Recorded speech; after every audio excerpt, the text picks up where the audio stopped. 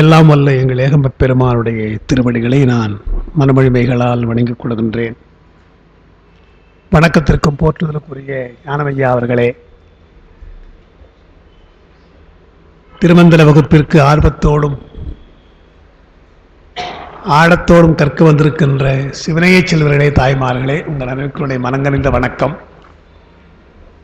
நம்முடைய திருமுறைகளில் தோத்திரமாகவும் சாத்திரமாகவும் கருதப்படுகின்ற நூல் திருமந்திரம். தந்தையாருடைய உரையில் ஆகமசாரமாக சாத்திர கருத்துக்களை திருமுறை சொல்ல வந்தாலும் அதை தோத்திரமாகவே சொல்லியிருக்கிறார். அவருடைய நோக்கம் அவையெல்லாம் பெருமானுக்கு சாத்துகின்ற பாமாலை என்றுதான் எண்ணுகிறார்.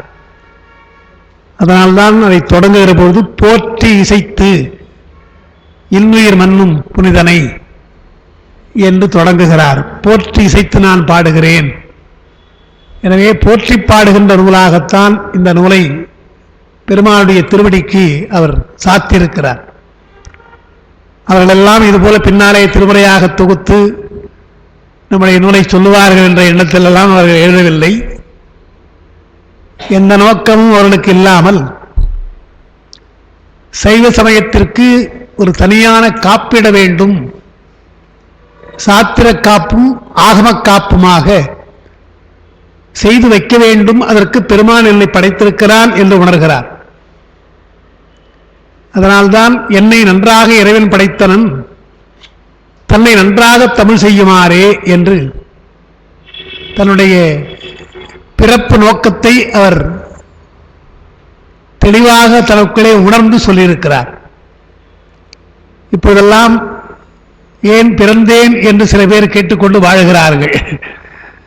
அப்படி இல்லாமல் அருளாளர்கள் இந்த பிறப்பை வாழ்த்தியிருக்கிறார்கள், ஒரு வரமாக கருதி இருக்கிறார்கள். அதனால்தான் அருளாளர்கள் தங்களுடைய பிறவியில், இந்த பிறவியில் சைவத்திற்கு என்ன செய்ய முடியுமோ அதை செய்யலாம் என்றுதான் எந்த விதமான எதிர்பார்ப்பும் இல்லாமல் செய்திருக்கிறார்கள். அப்படி தன்னலமற்ற நிலையிலேயே செய்த தொண்டுதான் இன்று அவர்களை நமக்கு அருளாளர்களாக அடையாளம் காட்டியிருக்கிறது. ஏதாவது உள்நோக்கத்தோடு அவர்கள் பாடியிருந்தால் அந்த பாடல்கள் எல்லாம் காலத்தோடு கரைந்து போயிருக்கும். இறைவனுக்கு சாத்துகின்ற தோத்திர பாமாலைகளாக ஒரு தலமல்ல, இரண்டு தலமல்ல, நூற்றுக்கணக்கான தலங்கள் அவர்கள் சென்றிருக்கிறார்கள். நமக்கு கிடைக்கின்ற தலங்கள் போக கிடைக்காத தலங்கள் பல, பாடல்கள் பல. சேக்கிழார் பெருமான் காலத்திலே கிடைத்த பதிகங்கள் கூட பின்னாலே கிடைக்காமல் போயிருக்கிறது. அவருடைய குறிப்பதை தெரிகிறது. சேக்கிழார் காலத்திலேயே அவருக்கு தெரிகிறது இந்த இடத்திலே இந்த பதிகம் பாடியிருக்கிறார், கிடைக்கவில்லை என்றையும் குறிப்பையும் அவர் சொல்லுகிறார். சில இடங்களில் இந்த பதிகத்தினுடைய தொடக்கத்தை சொல்லி அவருடைய உட்கருத்தையும் அவர் சொல்லுகிறார். அவருடைய புராணத்தில், பெரிய புராணத்தில் பதிகங்களை பற்றி சொல்லுகின்ற பொழுது பதிகத்தினுடைய உட்கிடை என்ன, பதிகத்தினுடைய சாரமாக நாம் அதை படிக்க வேண்டும் அந்த தலத்தில் பதிகத்திலே என்றெல்லாம் அவர் சொல்லுகிறார். சான்றாக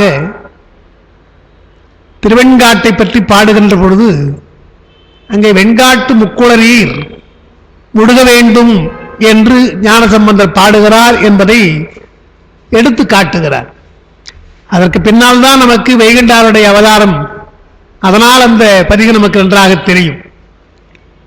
பெயடையா பெருவெய்தும் என்ற பாடல் வைகுண்டாருடைய அவதார சிறப்பாக இருப்பதாலே அந்த பாடல், அந்த பதிகம் நமக்கு தெரியும். ஆனால் அதற்கு முன்னாலேயே 12ஆம் நூற்றாண்டிலேயே சேக்கிழார் பெருமான் அந்த பதிக குறிப்பை சொல்லுகிற பொழுது வெண்காட்டு முக்கல் நீர் மூழ்கினால் இந்த பேரு கிடைக்கும் என்பதை பாடியிருக்கிறார் என்று சொல்லுகிறார். அதுபோல பதிகங்களுடைய சிறப்புகளை எல்லாம் பல இடங்களிலே அவர் எடுத்து சொல்லுகின்ற வழக்கம் உண்டு. அதனால் அந்த பதிகங்களை அவர்கள் எல்லாம் பாடியிருக்கிறார்கள். நம்முடைய தவக்குறை சில பதிகங்கள் கிடைக்காமல் போயிருக்கிறது. திருமந்திரத்தை பொறுத்தவரையில் அவரே தம்முடைய வாக்கினாலே சொல்லுகிற பொழுது 3000 பாடல்கள் நான் பாடியிருக்கிறேன் என்று சொல்லுகிறார். என்ன திருமந்திர மாலை என்று அவர் பெயரிட்டிருப்பதாலே இது அந்தாதியாக இருந்திருக்கிறது என்று சொல்லுகிறார்கள். 3000 பாடலும் அந்தாதியாக அவர் செய்திருக்கிறார். அந்த அந்தாதி முறை இப்பொழுது கிடைக்கவில்லை. நமக்கு முறைகள் எல்லாம் மாறி கிடக்கிறது, பாடல்கள் மாறி கிடக்கின்றன. இருந்தாலும் விதிவிலக்காக உபதேசம் 30 உபதேசம் நாம் படித்தோம். அந்த 30 உபதேச பாடல்களும் அந்தாதியாக நமக்கு அமைந்திருப்பதை பார்க்கிறோம். அதனால் அவர் காலத்திலே எழுந்த நூலுடைய அமைப்பெல்லாம் கூட சிலர் மாறி இருக்கலாம். பல பாடல்கள் பின்னாலே சேர்க்கப்பட்டிருக்கலாம், பல பாடல்கள் சிதைந்து போயிருக்கலாம். ஆனால் பெருமானுடைய திருவுருளால் ஓரளவு நமக்கு அந்த நூல்களுடைய போக்கும் நோக்கமும் நமக்கு புரியும்படியாக நமக்கு அந்த நூல்கள் கிடைத்திருக்கின்றன. அதனால் நாம் பார்க்கின்ற இந்த 10ஆம் திருமுறை தோத்திரமாகவும் சாத்திரமாகவும் அமைந்திருப்பது சைவத்தினுடைய எல்லா மரபுகளையும் எல்லா விஷயங்களையும் அவர் சொல்லுகிறார். தந்தையாருடைய உரையில் அது வரும். வீர சைவம் நம்முடைய தமிழ்நாட்டிலே தோன்றவில்லை, கர்நாடகாவிலே பின்னாலே தோன்றியது, கன்னட தேசத்திலே தோன்றியது. அதனால அவர்கள் தமக்கென்று சில விதிமுறைகளை சைவத்திற்கென்று வகுத்து கொண்டார்கள். தமிழ்நாட்டு சைவத்தினுடைய நிலை மாதிரி எப்படி வடக்கே காஷ்மீர சைவம் என்று சொல்லுகிறோமோ, லகு லீச பாசுபதம் என்று சொல்லுகிறோமோ, அவையெல்லாம் நம்முடைய சமயத்திலிருந்து சிறிது மாறுபட்ட போக்கினையும் உடையவை. அதுபோல வீர சைவமும் சில கருத்துக்களிலே மாறுபட்ட ஒரு கருத்து உண்டு. சைவம்தான், ஆனால் வேறு மாறுபட்ட கருத்துக்கள் அதற்கு உண்டு. உதாரணமாக நால்வர் பெருமக்களை கன்னட தேசத்து வீர சைவர்கள் பாராட்ட மாட்டார்கள், தமிழ்நாட்டில் இருக்கிற வீர சைவர்கள் அதை பாராட்டுவார்கள். அதனால்தான் சிவபிரகாசர் அதை நால்வர் நான்மணி மாலை என்றே அவர் பாடியிருக்கிறார். வீர சைவத்திற்கு ஆணவம் உடன்பாடு கிடையாது. சைவம் சொல்லுகின்ற சைவ சித்தாந்தம் சொல்லுகின்ற ஆணவம் உடன்பாடு இல்லை. அதனால வீர சைவத்தில் ஆணவத்தை பற்றிய குறிப்பு இருக்காது. ஆனால் சிவபிரகாசர் தம்முடைய சோழசைவ மாலைகளே ஆணவனத்தை குறிப்பிடுகிறார். வீரசைவ நூல் அவர் எழுதுகிறார், அதில் அவர் சொல்றது கிடையாது. தம்முடைய வீரசைவ நூலில் அவர் சொல்ல மாட்டார். தோத்திரமாக பாடுகிற பொழுது சைவ தோத்திரத்திலே சோழசைல மாலை போன்ற நூல்களிலே ஆணவத்தை அவர் சொல்லுகிறார். அதே போல லிங்காயத் என்பவர்கள் சொல்லுவார்கள், லிங்கத்தை கழுத்திலே அவர்கள் கட்டி பாதுகாப்பாக வைத்து பூஜை செய்கின்றவர்கள். அதை பற்றிய குறிப்பு நமக்கு தமிழ்நாட்டு சைவத்தில் அது இல்லை, திருமுறையிலும் கிடையாது, ஞானசம்பந்தர் போன்றவர்கள் பாடுகின்ற பாடலும் கிடையாது. திருமந்திரத்திலே சிவசின்னங்களை சொல்லுகிறார். என்னெல்லாம் அணிய வேண்டும் என்று சொல்லுகிற பொழுது யார் யாருக்கு என்னென்ன என்றெல்லாம் அவர் சொல்லுகிறார்.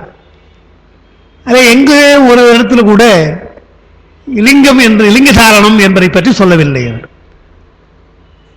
அவர் அப்படி ஆழமாக சிலவற்றை நாம் பார்க்கிற பொழுது சில வேறுபாடுகள் இருந்தாலும் நாம் அதற்காக அவர்களை புறக்கணிக்கல. சடங்கு முறைகளே சில வேறுபாடுகள் இருந்திருக்கின்றன. அதனால் லிங்க சாரணம் என்பது தமிழ்நாட்டு சைவத்தில் இல்லை. அப்பர் பெருமானுடைய பாடல் நமக்கு நன்றாக தெரியும். எவரேனும் தாமாக ஆடத்திட்ட திருநீரும் சாதனமும் கண்டால் என்று 6ஆம் திருமுறையிலே ஒரு பாடல் பாடுகிறார். யாராக இருந்தால் என்ன, எவரேனும் தாமாக, அது சாதி மதம் எல்லாம் ஒண்ணு வேண்டியதில்லை, யாராயிருந்தா என்ன. ஏன்னா அவர்தான் அங்கவெல்லாம் குறைந்து அழுகுதோடு நோயராய் ஆவுரித்து தின்வெடும் புலையரேனும் கங்கைவார் சடைக்கிறந்தார்க்கு அன்பராயில் அவர்கின்றீர் யாம் வணங்கும் கடவுளாரேனும் பாடினவர். அதனால எவரேனும் தாமாக இலாடத்திட்ட திருநீரும் சாதனமும் என்று சொல்றார். இலாடம் என்றால் நெற்றியின் அர்த்தம். நெற்றியில் இழுவது திருநீர். அப்புறம் சாதனம் ஒரு வார்த்தை சொல்றார். சைவர்களுக்காக இருக்கிற சாதனம் எது? கருவி. சாதனம்னா கருவின்னு அர்த்தம். அதனாலே அதை வைத்துக்கொண்டு நாம் சாதிக்க வேண்டும். சாத்தியம் எது என்றால் பெருமானுடைய திருவடி. அதை விரும்புகிறவர்கள் சாதகர்கள். எனவே சாதனம் சாதகர், அவர்கள் செய்வது சாதனை, அதனால் பெறுவது சாத்தியம். இந்த 4 சொல்லுவார்கள். முயற்சி செய்கின்ற பெருமானை அடைய வேண்டும் என்று முயற்சி செய்தால் அது சாதகம். எனவே அது சாதகர் அவர்கள் எல்லாம். அந்த முயற்சிக்கு சாதகம் பெயர் அல்ல சாதனை என்று பெயர். சாதகர், அவர்கள் செய்வது சாதனை அல்லது சாதகம், அவர்களுக்கு துணையாக இருக்கின்ற கருவி சாதனம், அடைகின்ற பயன் சாத்தியம் என்று 4ஆக சொல்ற வழக்கம். அது சைவர்கள் எல்லாம் சாதகர்கள் என்றால் அவளுக்கு எது சாதனம் என்றால், உடம்பிலே சின்னமாக அணிந்து கொள்வதிலே திருநீரு சாதனம். வார்த்தை மொழியிலே சாதனம் பஞ்சாட்சரம். இது 2 மிக முக்கியம். திருநீர் மிக முக்கியம், பஞ்சாட்சரம் மிக முக்கியம். இது சாதனம், பெருமானுக்கு அடைவதற்கு சைவர்களுக்குள்ள சாதனம். அதனால்தான் இந்த 2ஐ பற்றியும் நமக்கு திருமுறையிலே தனிப்பதிகங்கள் பாடியிருக்கிறார்கள். திருநீர் என்று சொன்னால் திருநீற்றுப்பதிகம் ஞானசம்பந்தர் பாடியிருக்கிறார். அது மட்டுமல்ல, பல இடங்களில் திருநீற்றை பற்றி நிறைய சொல்லுவார்கள். திருமுறைகள் நிறைய இடத்துல வரும்.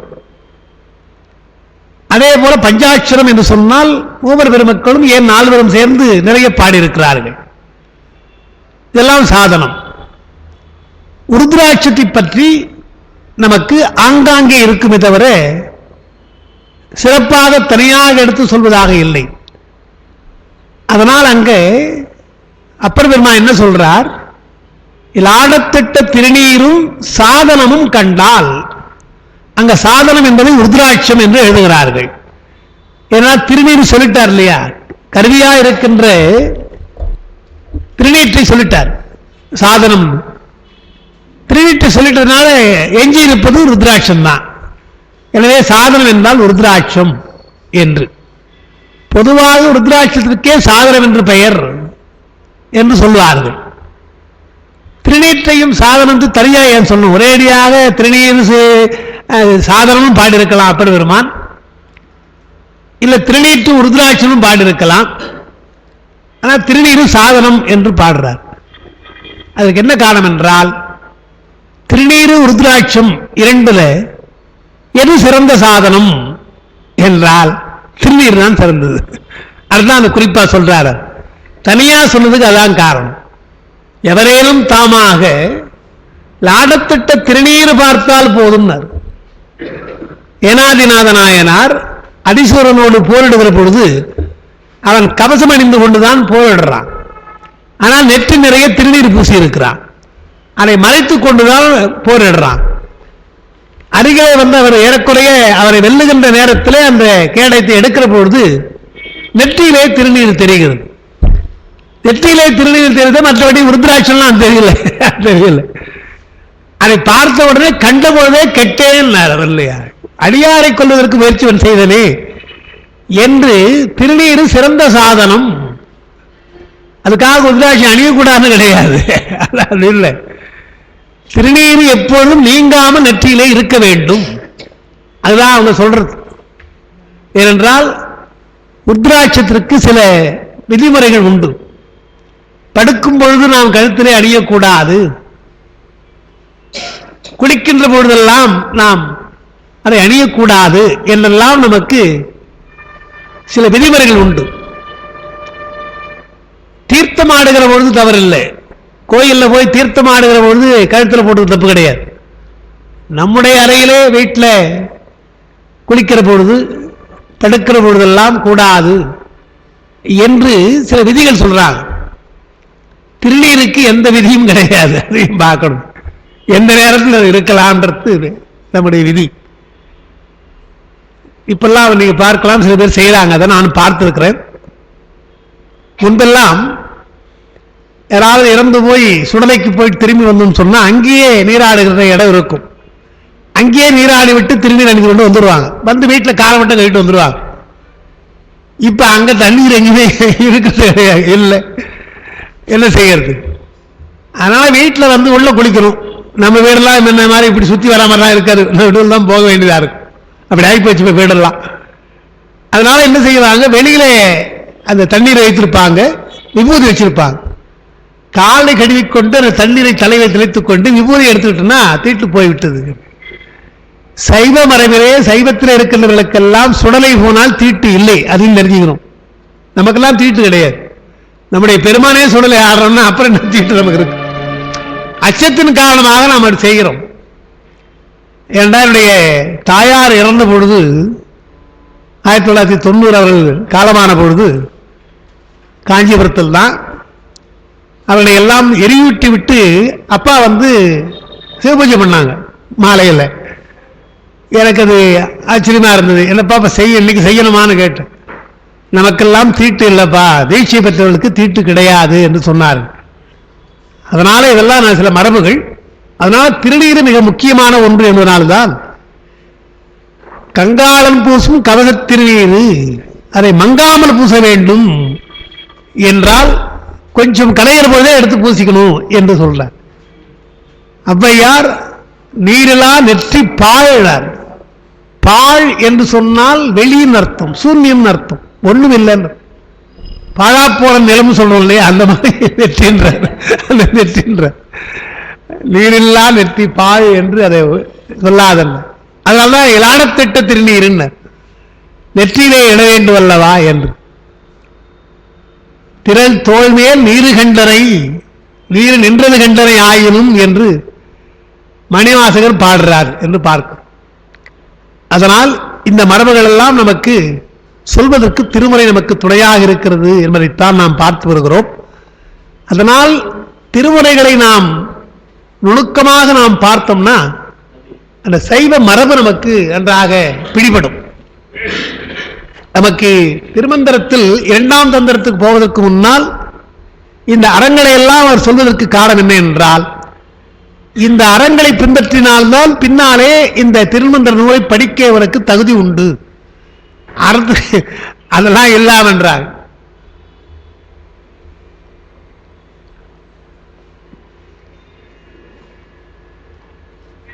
ரெண்டு நாளைக்கு முன்னே என்னுடைய உறவுக்காரர் தான் சக்தி, அவர் போன் பண்ணி சிலவற்றை பேசிட்டு இருந்தார் என்கிட்ட. அப்பாவுடைய பாடல சில விளக்கங்களை கேட்டிருந்தார். அதை அவரே படிச்சுட்டு ஒன்று சொன்னார். அப்பர் பெருமான் அடியார்கள் செய்கின்ற அனாச்சாரங்களை பொறுத்துக் கொள்ளுகிறான் என்று ஒரு அடி பாடுறார். ஆச்சாரம் அனாச்சாரம் என்று சொல்வாங்க. ஆச்சாரம் என்பது பெரும்பாலும் உடல் சம்பந்தப்பட்டது. அதாவது ஆச்சாரத்தோடு இருக்க வேண்டும் என்று சொன்னால், அதாவது நீரிலே பலகால் மூழ்குதல், காலை மாலை, நமக்கெல்லாம் காலை மாலை பூஜை செய்கிற பொழுது குளித்து விட்டுத்தான் பூஜை செய்ய வேண்டும். அப்பர் பெருமான் பூ தொடுக்கிற பொழுதே குளிக்கணுன்றார், பூ பறிக்கிற பொழுதே குளிக்கணும். பூஜை அப்புறம் தான். பெருமானுக்கு என்று பூ பறிக்கிற பொழுதே குளிக்கணுன்றார். பெரும்புலர் காலை மூழ்கி பித்தர்க்கு பத்தராகி அரும்பொடு மலர்கள் கொண்டு வந்தார். அப்புறம் தான் மலர்களை பறிக்கணும்னார். அதே போல தூய ஆடை, நமக்கு உலர்ந்த ஆடை கட்டணும் பூஜையும் பொழுது, ஈர ஆடை கட்டக்கூடாது என்று. குளித்த பின்னால் 2 கைகளை இடுப்புக்கு கீழே தொங்க விடக்கூடாது. இதெல்லாம் இந்த மரபெல்லாம் நமக்கு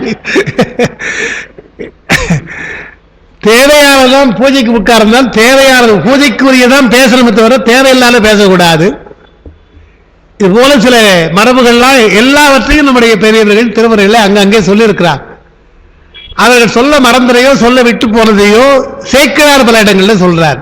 அதனால இவற்றையெல்லாம் நல்லா நம்ம படித்தோம்னா மற்ற மரபுகள் என்ன, நம்முடைய சைவ மரபு என்ன என்று நமக்கு நன்றாக தெரியும். அது சந்தேகம் வராது. அதனால இங்க என்ன சொல்றார், அறவாழ்வு. என்னால் வள்ளுவர் கடவுள் வாழ்த்தில் சொல்லுகிற பொழுதே அறவாழி அந்தனம் தாழ் சேர்ந்தார், பொறிவாயில் ஐந்தவித்தான் பொய்தியில் ஒழுக்க நெறி என்றெல்லாம் அறநெறியை சொல்றார். அங்க கடவுள் நெறியை சொல்ல வந்தவர் ஒடுக்க நெறி என்றால் யார் சொன்னது? அவனே சொன்னது, பெருமான் சொன்னது. அவனே பொய்தியில் ஒழுக்க நெறி சொன்னான். அதை நாம் பின்பற்ற வேண்டும். அப்பதான் பெருமானுடைய அருள் நமக்கு கிட்டும். அறவாழ்வு இல்லாமல் தவ வாழ்வு இல்லை. அதனால்தான் என்ன செய்தார், அனாச்சாரங்களை பொறுத்து என்பதற்கு அப்பா உரை எழுதுனா, அதுதான் நீங்க பேசிட்டு இருந்தார் போன் என்கிட்ட. ஆச்சாரம் அனாச்சாரம் சொல்ல பொழுது பொதுவாக நம்ம என்ன நினைப்போம், கண்ணப்ப நாயனார் செய்த பூஜை அனாச்சார பூஜை தான், ஆச்சார பூஜை அல்லது. ஆனால் பெருமானதை ஏற்றுக்கொண்டான் என்றால் பேரன்பு வருகின்ற பொழுது இந்த புற ஒழுக்கங்களையோ புறச்செயல்களையோ அவன் பார்க்கறது கிடையாது. பூ போட்டையா நீராட்னியா எனக்கு என்றெல்லாம் பார்க்கிறது கிடையாது. அன்பு மட்டும் இருந்தால் போதும் என்று அவர் செய்த அத்தனையுமே அவர் ஏற்றுக்கொண்டார் என்று பார்க்கிறோம். அனுச்சிதங்களை எல்லாம் பெருமான் பொறுத்துக் கொண்டான் என்று, பொறுத்துக் கொண்டான் என்பதை காட்டிலும் ஏற்றுக்கொண்டான் என்றுதான் சொல்லணும். ஏன்னா அது அன்பு. அதனால் அப்பர் பெருமான் என்ன பண்றார், அடியாருடைய அனாச்சாரத்தை பொறுக்கிறான் என்று சொன்னால் அடியார்கள் அறியாமையால் செய்த குற்றம். அவர் அனாச்சாரம் சொல்றது கண்ணப்ப நாயனார் போல் நீங்க செய்யணும் அவர் சொல்லல, அது அவருக்கே ஒரு விதி விலக்கு. அதெல்லாம் கண்ணப்ப நாயனார் போய் நீங்க ஊன் படைங்கள்லாம் அவர் சொல்லல, அவர் சொல்லல. அடியார்கள் அறியாமையால் செய்கின்ற குற்றங்கள், தெரியாமல் சில குற்றங்கள் செய்யலாம், தவறி சில குற்றங்களை செய்யலாம். இதையெல்லாம் தான் அவர் அனாச்சாரம் என்று எண்ணுகிறார். இதையெல்லாம் பெருமான் பொறுக்கிறான் என்றால் அடியார்கள் அறியாமல் செய்த குற்றங்களை அவன் பெருசாக எண்ணுவது கிடையாது. சித்தியார்ல அடியார்கள் செய்தனவே தபம். நீங்க தபம் என்பது வேறு, காற்றிலே போய் தவம் செய்தல், இப்ப சொன்னது போல் நீரில் பலகால் முழுகுதல், அப்புறம் புறவு ஆடை கொள்ளுதல், இதெல்லாம் நமக்கு தவத்திற்கு உள்ளது. ஆனால் சிவனடியார்களுக்கு அப்படி சொல்லல. சிவனடியார்கள் செய்தனவே தவம். நீங்க நாயன்மார் எடுத்துட்டீங்கன்னா இளையான்குடி மாறனார் செய்த விருந்தோம்பல் அது தவம். நாம் விருந்தோம்பல் செய்தால் அது அறம், இல்ல வாழ்க்கை அறம். அவர் இல்வாழ்க்கை தான் இருந்தார். ஆனா அவர் செய்த விருந்தோம்பல் நம்மளால செய்ய முடியாது. பெருமான் ராத்திரில அவர் கேட்கவே இல்லை, ஒன்றும் கேட்கவே இல்லை, செய்கிறார். அதே போல ஏற்பகை நாயனார் என்றால் அவர் செய்த ஒரு தொண்டு அறம், அவர் தன்னதுன்னு நினைக்கல. இப்படி எல்லா நாயன்மார்களையும் பார்த்தா அவரவர்கள் செய்த தவம் என்பதால் தான் திருக்கழிட்டுப்படியார்ல அதை தொகுத்து சொல்றார். நல்ல சிவ தன்மத்தால், நல்ல சிவ யோகத்தால், நல்ல சிவ ஞானத்தால், நல்ல நல்ல என்று போடுறார்.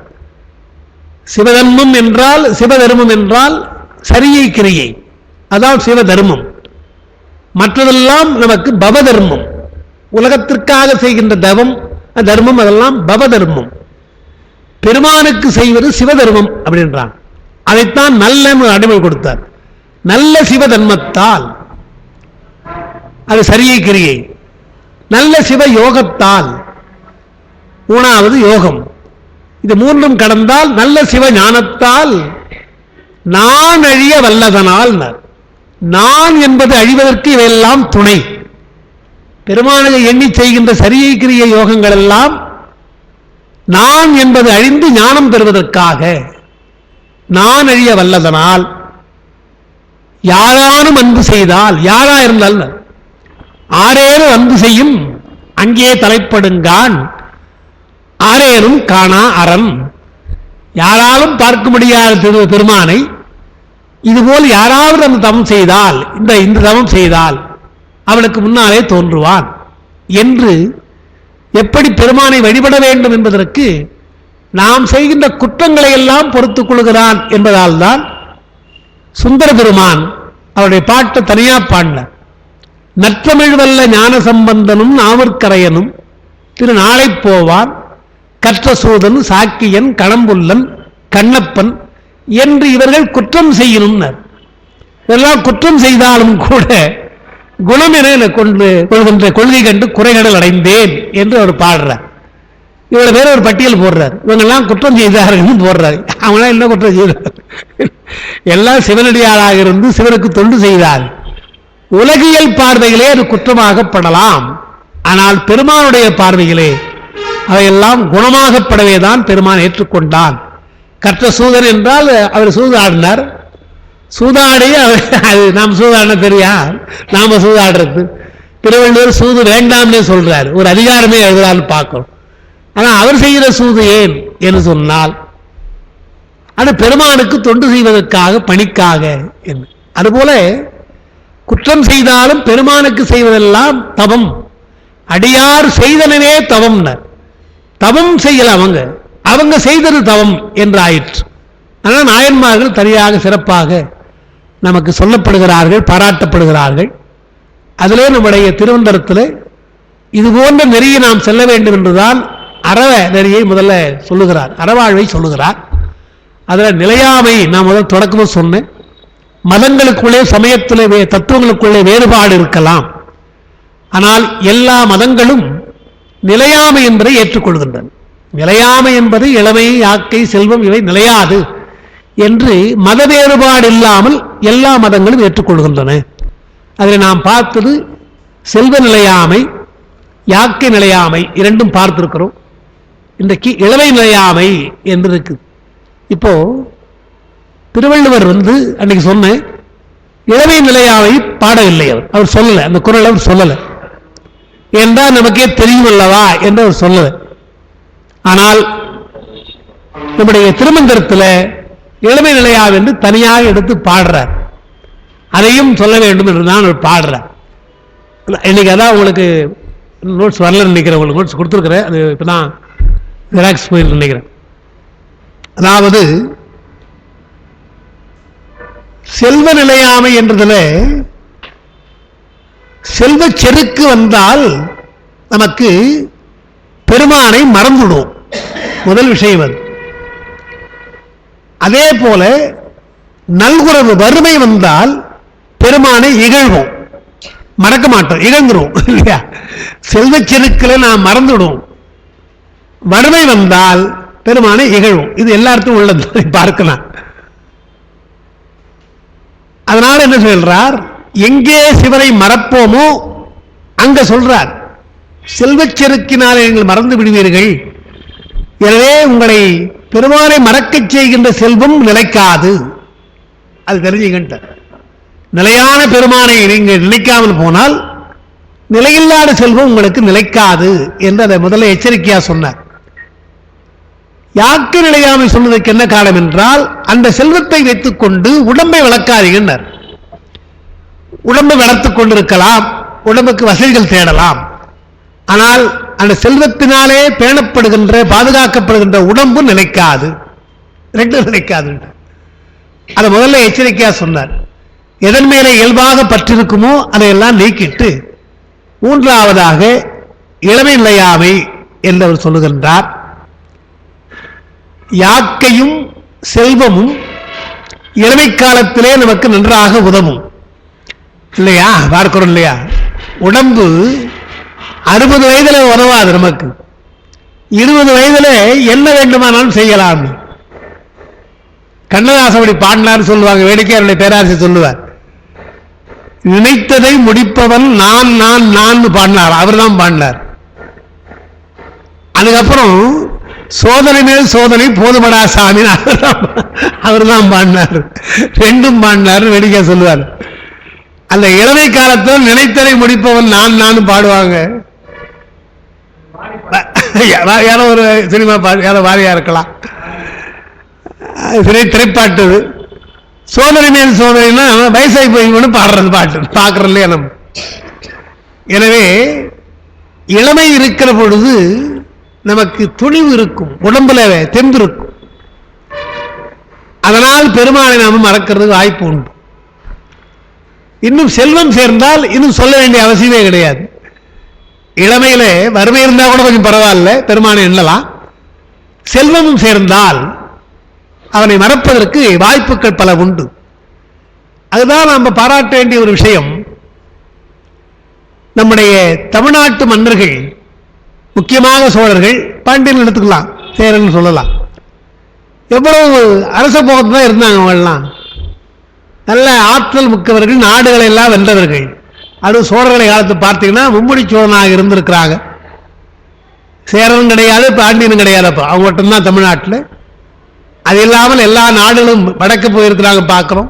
கங்கை கொண்டான்னு பார்க்குறோம், கடாரம் கொண்டான் இந்த பக்கம் எல்லா இடங்களும் பார்க்காங்க. அப்ப எவ்வளவு வீரமாக அவர் இருந்திருக்கிறார்கள், ஆற்றலோடு இருந்திருக்கிறார்கள், செல்வம் எவ்வளவு இருந்திருக்குது அவர்கள். ஆனால் பெருமானுக்கு எப்படி கோயில் கட்டியிருக்கிறார்கள், எவ்வளவு பற்றோடு அவர்கள் செய்திருக்கிறார்கள். கல்வெட்டுக்கெல்லாம் படித்தா நமக்கு ஆச்சரியமாக இருக்கும். ஒருவர் கூட தவறாமல் அந்த அரண்மனையை சார்ந்த சேவைகள் முதலாக கோயிலுக்கு நிவர்ந்து வழங்கியிருக்கிறார்கள். அன்னைக்கு கூட நான் சொன்னேன், கோயிலே நடனமாடுகின்ற கணிகையர்கள் அவர்கள் தேவ மகளிர் அவர்கள்லாம் அவர்கள் கோயிலுக்கு செய்திருக்கிறார்கள் என்று பார்க்கிறோம். இது ஒரு மரபாக நம்ம தமிழ்நாட்டிலே அது இருந்திருக்குன்னு சொல்றோம். அப்ப இளமையும் யாக்கை உறுதியும் இருந்தாலும் பெருமானை உறுதியாக எண்ணுகின்ற போக்கு இருந்தது. அதுதான் சொல்றாரு, இளமை இருக்கிற போதே என்றார். அதான் இன்னைக்கு நமக்கு பகுதியே அதுதான். முதலாவதாக இளமை நீங்கினால் உலக இன்பம் நமக்கு கிடைக்காது, திருவடிக்கு தான் நம்ம போகணும். அது போவதற்கு முன்னாலேயே இளமையிலேயே உன்னை பக்குவப்படுத்திக் கொள், இல்லை என்றால் வயதானா திடீர்னு வராது என்றுதான் பலவற்றை விளக்குகிறார். இங்க பாட்டு அவங்களுக்கு கொடுத்திருக்கிறாங்க, இங்க நான் சில சொல்லிடுறேன். திருவள்ளுவர் துறவு நிலை எப்பொழுது வர வேண்டும் என்று சொல்லுகிறார். காலம் சொல்லல, எந்த வயசுன்னு சொல்லல, வேண்டின் உண்டாக துறக்கன்னார். உண்டாக என்று ஒரு அர்த்தம் போட்டார். உண்டாக என்றால் காலம் உண்டாக என்று அர்த்தம். பெருமானை எண்ணுவதற்கு எவ்வளவு சீக்கிரம் உன்னாலே துறவியாக போக முடியுமோ, அல்லது பற்று நீங்க வேண்டுமோ, நீங்க துறவியா காட்டுக்கு போன அவசியம் கிடையாது, பற்று நீங்க வேண்டுமோ அவ்வளவு விரைந்து நீங்க வேண்டும். வேண்டின் உண்டாக துறக்க என்கிறார். அந்த உண்டாக என்பதற்கு பரிமேலழகர் காலம் பெற துறக்க என்று எழுதுகிறார். காலம் பெற துறக்க என்றால் அவர் என்ன வயசுன்னு சொன்னார் சொல்லல, அவரவர்களுக்கு என்ன தோன்றுகிறதோ. சில பேர் ரொம்ப இளமையிலேயே துறந்து விடுவார்கள், வேண்டாம் வாழ்க்கை என்று. சில பேர் 60 வயதுக்கு மேலே எல்லாவற்றையும் முடிச்சுட்டு துறக்கலாம் என்று எண்ணுவார்கள். இப்படி காலம் என்பது அவரவர்களுக்கு உள்ள விருப்பம் தானே தவிர நான் வரையறை சொல்ல முடியாது என்று சொல்லிட்டு வள்ளுவர் சொல்றார், விரைந்து நீங்கள் எவ்வளவு சீக்கிரமாக துறவு மேற்கொள்வீர்களோ அவ்வளவு நல்லது என்கிறார். அதைத்தான் காலம் பெற என்ற வார்த்தையை பரிமேலழகர் போடுறார். பரிமேலழகர் பெரிய புராணத்தை படிச்சாரா இல்லையா, ஞானசம்பந்தர் படிச்சாரா நமக்கு தெரியல. பேச்சு வழக்கில் காலம் பெற என்று இருக்குது. காலம்பரை வந்திருப்பா, நாளைக்கு காலம்பரை வந்துரு அப்படின்னு. ஆமா, காலம்பரைனா விடியற் கால சீக்கிரம் வந்துருன்னு அர்த்தம். வாழ்க்கையில் காலம் பெற என்பது இளமை காலம். இன்னும் எவ்வளவோ காலம் உனக்கு இருக்குது அல்லவா, எனவே இளமை காலத்திலேயே நீ துறக்க வேண்டும். இளமையிலேயே துறக்க வேண்டும் என்றுதான் நரை வரும் என்று எண்ணி நல் அறிவாளர் குடவியிடத்தே துறந்தார்னர். நாலடியார் பாட்டில் நரையின் பின்னால வந்துடும், நரை வந்த பின்னாலே துறக்க கூடாது, அதற்கு முன்னாலே இளமையிலேயே துறக்க வேண்டும் என்று குடவியிடத்தே துறந்தார் என்று நாலடியார் சொல்லுகிறார். ஏன்னா நாலடியார் வந்து சமண நூல், அது அவளுக்கு துறவு மிக முக்கியம். அதனால இளமையிலே துறக்க வேண்டும் என்று சொல்றார். நமக்கு அப்படி சொல்லல, வேண்டின் காலம் உண்டாக பெருமானை எண்ணி நாம் மன உருகுகின்ற அந்த காலம் அதிகமாக இருக்க வேண்டும். உலகத்திலே இருக்கிற சிக்கலெல்லாம் நீங்கி அவரையே எண்ணுகின்ற காலம் அதிகமாக இருந்தால் நல்லது என்பதற்குத்தான் சில பாடல்கள் நான் உங்களுக்கு கொடுத்துருக்கிறேன். ஒரு பாட்டு சும்மா இங்க சொல்றத எழுதிக்கிறதுல அங்க படிக்கிறேன். அப்பர் பெருமான் பாடுறார் அந்த பாட்டு. அழகியோம் இளையோம் எனும் ஆசையால் ஒழுகி ஆதி உடல் விடும் முன்னே நிழலதார் பொழில் நீலக்குடி அறம் கழல்கொள் சேவடி கைதோது உய்மினே. அப்பர் பெருமான் அவர் வயதானவர், வயசு வயதான் வந்தார். அவர் சொல்றார், இளமையிலேயே நீங்க பெருமானை வழிபட வேண்டும். அழகியோம் இளையோம், நமக்கு இளமை இருக்கிறது, எல்லோரும் பார்த்து விரும்புகின்ற அழகு இருக்கிறது என்று அதிலேயே காலம் கழிக்காது என்றார். ஏனென்றால் இளமையும் போய்விடும், அழகும் போய்விடும். போகின்ற அழகும் போகின்ற இளமை வைத்துக் கொண்டு அது நிலையானது என்று எண்ணிக்கொள்ளாதீர்கள். அழகியோம் இளையோம் எனும் ஆசையால் ஒழுகினர். அதனால் அதையே பாராட்டிக் கொண்டிருந்து ஆவி உடல் விடும் முன்னமே என்றார். ஆவி உடல் விடும் முன்னமே என்பதற்கு என்ன அர்த்தம் என்றால், இளமை போய்தான் ஆவி போகும் என்பது இல்லை. இளமையிலேயும் போய்விடலாம். எனவே ஆவி எப்பொழுது போகும் என்று தெரியாது. எனவே நாலடியார் சொல்வது போல பின்றையே நின்றது கூற்றம். நாலடியார் பாட்டில் பின்றையே நின்றது கூற்றம் என்றால் பொதுவாக என்ன பாடுவாங்க, கூற்றல் வருங்கால் குறித்தலும் ஆகும். கூற்றல் வருகின்ற பொழுது ஜாக்கிரதையா இருக்கணும்னு வரும்போது சொல்லுவாங்க. அது சொன்னா என்ன நினைச்சாங்க, சரி வரும்போது பார்த்துக்கலாம்னு நினைச்சிடறாங்க. அவர் ஏன் சொல்றாங்க, வரும்போது என்று சொன்னா என்ன அர்த்தம், எப்போ வேணாலும் வருவான்னு அர்த்தம் இல்லையா? அவனுக்கு என்ன நேரம் இருக்குது. வரும்போது என்று சொன்னால் எந்த நேரத்திலும் நமக்கு அந்த நிகழ்ச்சி நடக்கலாம். எனவே இளமையிலும் கூட நீங்கள் ஜாக்கிரதையா இருக்கணும் என்று ஒழுகி ஆவி உடல் விடும் முன்னமே. அழகியோம் இளையோம் எனும் ஆசையால் ஒழுகி ஆவி உடல் விடும் முன்னமே என்ன பண்ணுமா, நிழலது ஆர்பொழில் நீலக்குடி அரண். நீலக்குடி என்ற ஒரு அரிய தலம். அந்த தலம் மிக முக்கியமான தலம் அப்பருக்கு. என்ன காரணம் என்றால், அந்த கல்லிலே கட்டி கடலிலே போடுகிறார்கள் அப்பர் பெருமானை. அப்ப பாடிய பாடல் நமக்கு தெரியும், சொற்றுணை வேதியின் பதிவு நமக்கு தெரியும். எங்குமே நீங்க அப்பருடைய வரலாற்றை பார்த்தீங்கன்னா, பெரிய புராணத்தை பார்த்தீங்கன்னா சரி, திருவுரை பார்த்தாலும் சரி, உங்களுக்கு அப்பருக்கு நிகழ்ந்த அற்புதங்களை அவர் தம்முடைய திருமுறையில சொல்லியிருக்க மாட்டார். அந்த இடத்துல கல்லிலே கட்டி போட்டாங்கன்னு சொன்னா பொதுவாக தான் பாடுறாரு தவிர, என்ன கல்ல கட்டி போட்டாங்க பெருமானை காப்பாத்துன்னு சொல்றதே கிடையாது. நீச்சலை இட்டால் என்னை நீச்சலை இட்டு விட்டார்கள் என்று சொல்றது கிடையாது அவர். அதனால அவருடைய பதிகங்களில் அவருக்கு நிகழ்ச்சிய அற்புதங்களை பற்றிய குறிப்பு அந்த இடத்துல இருக்காது. பின்னால அந்த அற்புதங்களை சொல்லுவார்.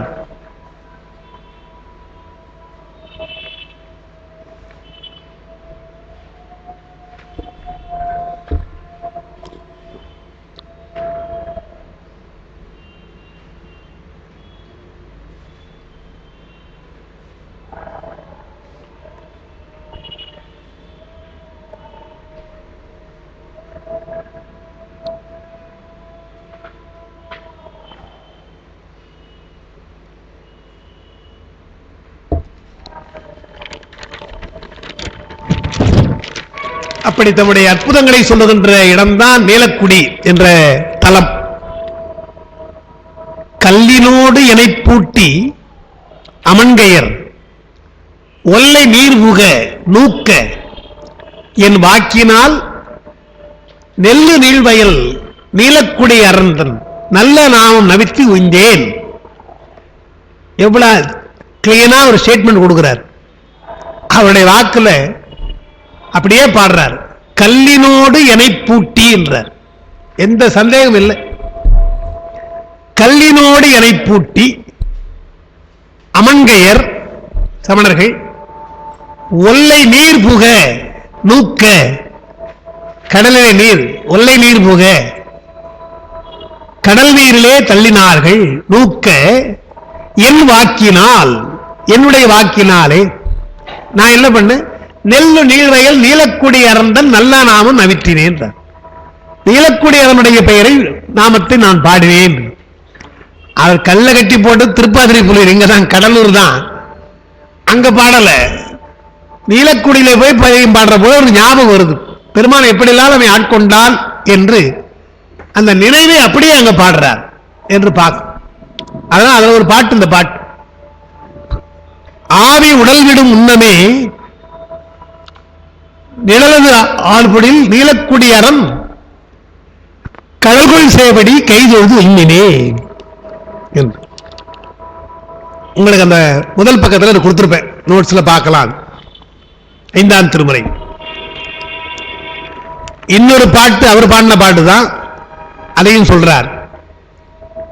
முன்பு எல்லாம் இளைய காலம் மூர்த்தியை நினையாது ஓடி கண்கண இருமி நாளும் கருத்தழிந்து அறுத்தமின்றி பின்பகல் உணங்கள் அட்டும் பேதைமார் போன்றது உள்ளம். இதை அடிக்கடி சொல்லுவாங்க. அதை உணவு சமைக்க வேண்டும் என்றால் உணவு வேளையில் சமைக்கணும் இல்லையா? ஒரு 12 மணிக்கு இருந்து 1 மணிக்குள்ள சாப்பாட்டை முடிச்சிடணும், அந்த உணவு தயாராகிடணும். அப்போ விருந்து வந்தாலும் வரலாம், வீட்டுக்காரர் வந்தாலும் வரலாம், உடனே சமைச்சு போடணும். அவங்கெல்லாம் வந்த பின்னால அடுப்பை பற்ற வைப்பாங்க சில பேர். அது ஏறக்குறைய 3 மணி 4 மணி ஆயிடும் எல்லாத்தையும் போறது. இன்றைக்காவது ஏதோ கேஸ் இருக்குன்றாங்க, ரெடி மிக்ஸ் இருக்குன்றாங்க, நினைவு போட்டுடலாம். அன்றைக்கு சமையல்னா அவ்வளவு சுலபம் கிடையாது. அடுப்பு கறி விறகு எல்லாம் ஊதி தான் செய்யணும். அது வரதுக்குள்ள 3 மணி ஆயிடும், பானை வந்து கொதிச்சு வர்றதுக்கு. அதான் சொல்றார், பின்பகல் உணங்கள் அட்டும் பேதை மாறினர். விருந்தினருக்கு சரியான நேரத்தில் உணவளிக்காமல் அவங்க வந்ததை பார்த்துட்டு அதுக்கப்புறம் சமைச்சு 3 மணி 4 மணிக்கு போடுறாங்க இல்லையா? ஏதோ அந்த ஒரு நாகப்பட்டினத்தில் அப்படி ஒரு சத்திரத்தில் காலமேகம் போய் சாப்பிட போனாலாம். சாப்பிட போனா இந்த வந்துடுது இதோ வந்துடுதுன்னாங்களா, இல்லை வருதுன்னாங்களா? எங்க வருது? மதியானம் போய் சாப்பிட போனோம் இல்லையா? ஒன்றும் வரல, ராத்திரி ஆச்சு, வெடியற்காலம். அவனை கூப்பிடுறாங்களாம், சாப்பாடு ரெடி வாங்கன்றாங்களா. மத்தியானம் போய் சாப்பிட போனவனுக்கு அவனுக்கு எவ்வளவு எரிச்சிருக்கும். உடனே அவன் சொன்னானா, கத்துக்கடல் சூனாகை காத்தாண்டன் சத்திரத்தில் அத்தமைக்கும் போதில் அரிசி வரும். நான் சத்திரத்தில் சமைக்கிறதுக்கு எப்படி அரிசி வரும்னா, அத்தமைக்கும் போது சாயங்காலம் ஆகி போச்சான், சூரியன் அஸ்தமனம் ஆன போது வருமா. கத்துக்கடல் சூனாகை காத்தாண்டன் சத்திரத்தில் அத்தமைக்கும் போதில் அரிசி வரும். அந்த காலம் மாதிரி இப்ப மாதிரி இல்லை. அரிசினா நெல்லு தான், இப்பதான் அரிசி, அன்னைக்கு நெல்லு தான். நெல்லை குத்தி உலையிலிட, அதை குத்தணும் இல்லையா? நெல் குத்தணும், நெல்லை குத்தி உலையிலிட ஊர் அடங்கும்னா அவன் எல்லாம் படுத்தாங்களா அந்த நேரத்துக்கு, எல்லாம் ஊரு அடங்கி போச்சு. ஓர் அகப்பை அன்னம் இலையிலிட வெள்ளி எழும், வெள்ளி முளைச்சு போகும். ஓர் அகப்பை அன்னம் இலையிலிட வெள்ளி எழும் பண்ணார். அந்த சத்திரக்காரருக்கு ரொம்ப ஒரு வருத்தமா போச்சான், என்ன புலவரை இப்படி பாடிட்டீங்களே, ஏதோ இன்னைக்கு கொஞ்சம் லேட்டா போச்சு, கொஞ்சம் லேட்டா போச்சான். அதனால ஏதோ சில தவறு நடந்து போச்சு, நீங்க இப்படி பாடிட்டீங்களே, தப்பு இல்லையா, கொஞ்சம் பாட்டை மாத்தி எங்களை புகழ்ந்து பாடுங்க அப்படின்னாங்களா. அதெல்லாம் முடியாது, பாட்டு பாடினதுதான், ஒன்னா அர்த்தம் ஒன்னா மாத்தி படிச்சு, அர்த்தம் ஒன்னா மாத்தி படிச்சுங்க அப்படின்னா. என்ன அர்த்தம் நீங்களே சொல்லுங்க. நான் பாராட்டி தான் சொல்லியிருக்கேன் இந்த சத்திரத்தை. கத்துக்கடல் சூனாகை காத்தாண்ட சத்திரத்தில் அத்தமைக்கும் போதில் அரிசி வரும்னா, காலையிலிருந்து வண்டியா நெல் வந்துட்டே இருக்கா, அது சாயங்காலம் வந்துட்டே இருக்கா வரிசையா. நிறைய அரிசி வருதுப்பா, வண்டியா வருதுன்ற அத்தமைக்கும் வரையில் அந்த அரிசியை வந்துட்டு இருக்கு. அத்தமைக்கும் போதில் அரிசி வரும், அதுல வரும். குத்தி உலையிலிட ஊரடங்கும் என்றால், இந்த சத்திரத்தில் நெல்லை குற்றி சமைக்க தொடங்கிவிட்டால் என்று சொன்ன உடனே ஊர் மக்களுக்கெல்லாம் பசி அடங்கியது போல மகிழ்ச்சி வந்துட்டாங்க. இங்க வந்து சாப்பிடலாமான்னு வந்துட்டாங்க. அவங்க சமைக்கலையா, இங்கே சாப்பிடலாம் இந்த சத்திரத்தில் வந்துட்டாங்களா. இதெல்லாம் சரிதாங்க, ஒரு அகப்பை என்ன வெள்ளி எடுன்னு பாண்டிங்களே, அதான் நல்லதுன்னா. ஒரு கவரத்தை நீங்க அப்படி போட்டீங்கன்னா நல்ல வெள்ளை வெள்ளையன்னு இருக்குல்லையா, அரிசி இல்லையா, முல்லை போல இருக்குது இல்லையா. வெள்ளி எடுந்தால் எப்படி இருக்குமோ, வெள்ளியினுடைய நிறம் இருக்கு இல்லையா, அது போல ஒரு அகப்பை எண்ணத்தை போட்ட உடனே வெள்ளி எழுவது போல மகிழ்ச்சியா இருக்கும்.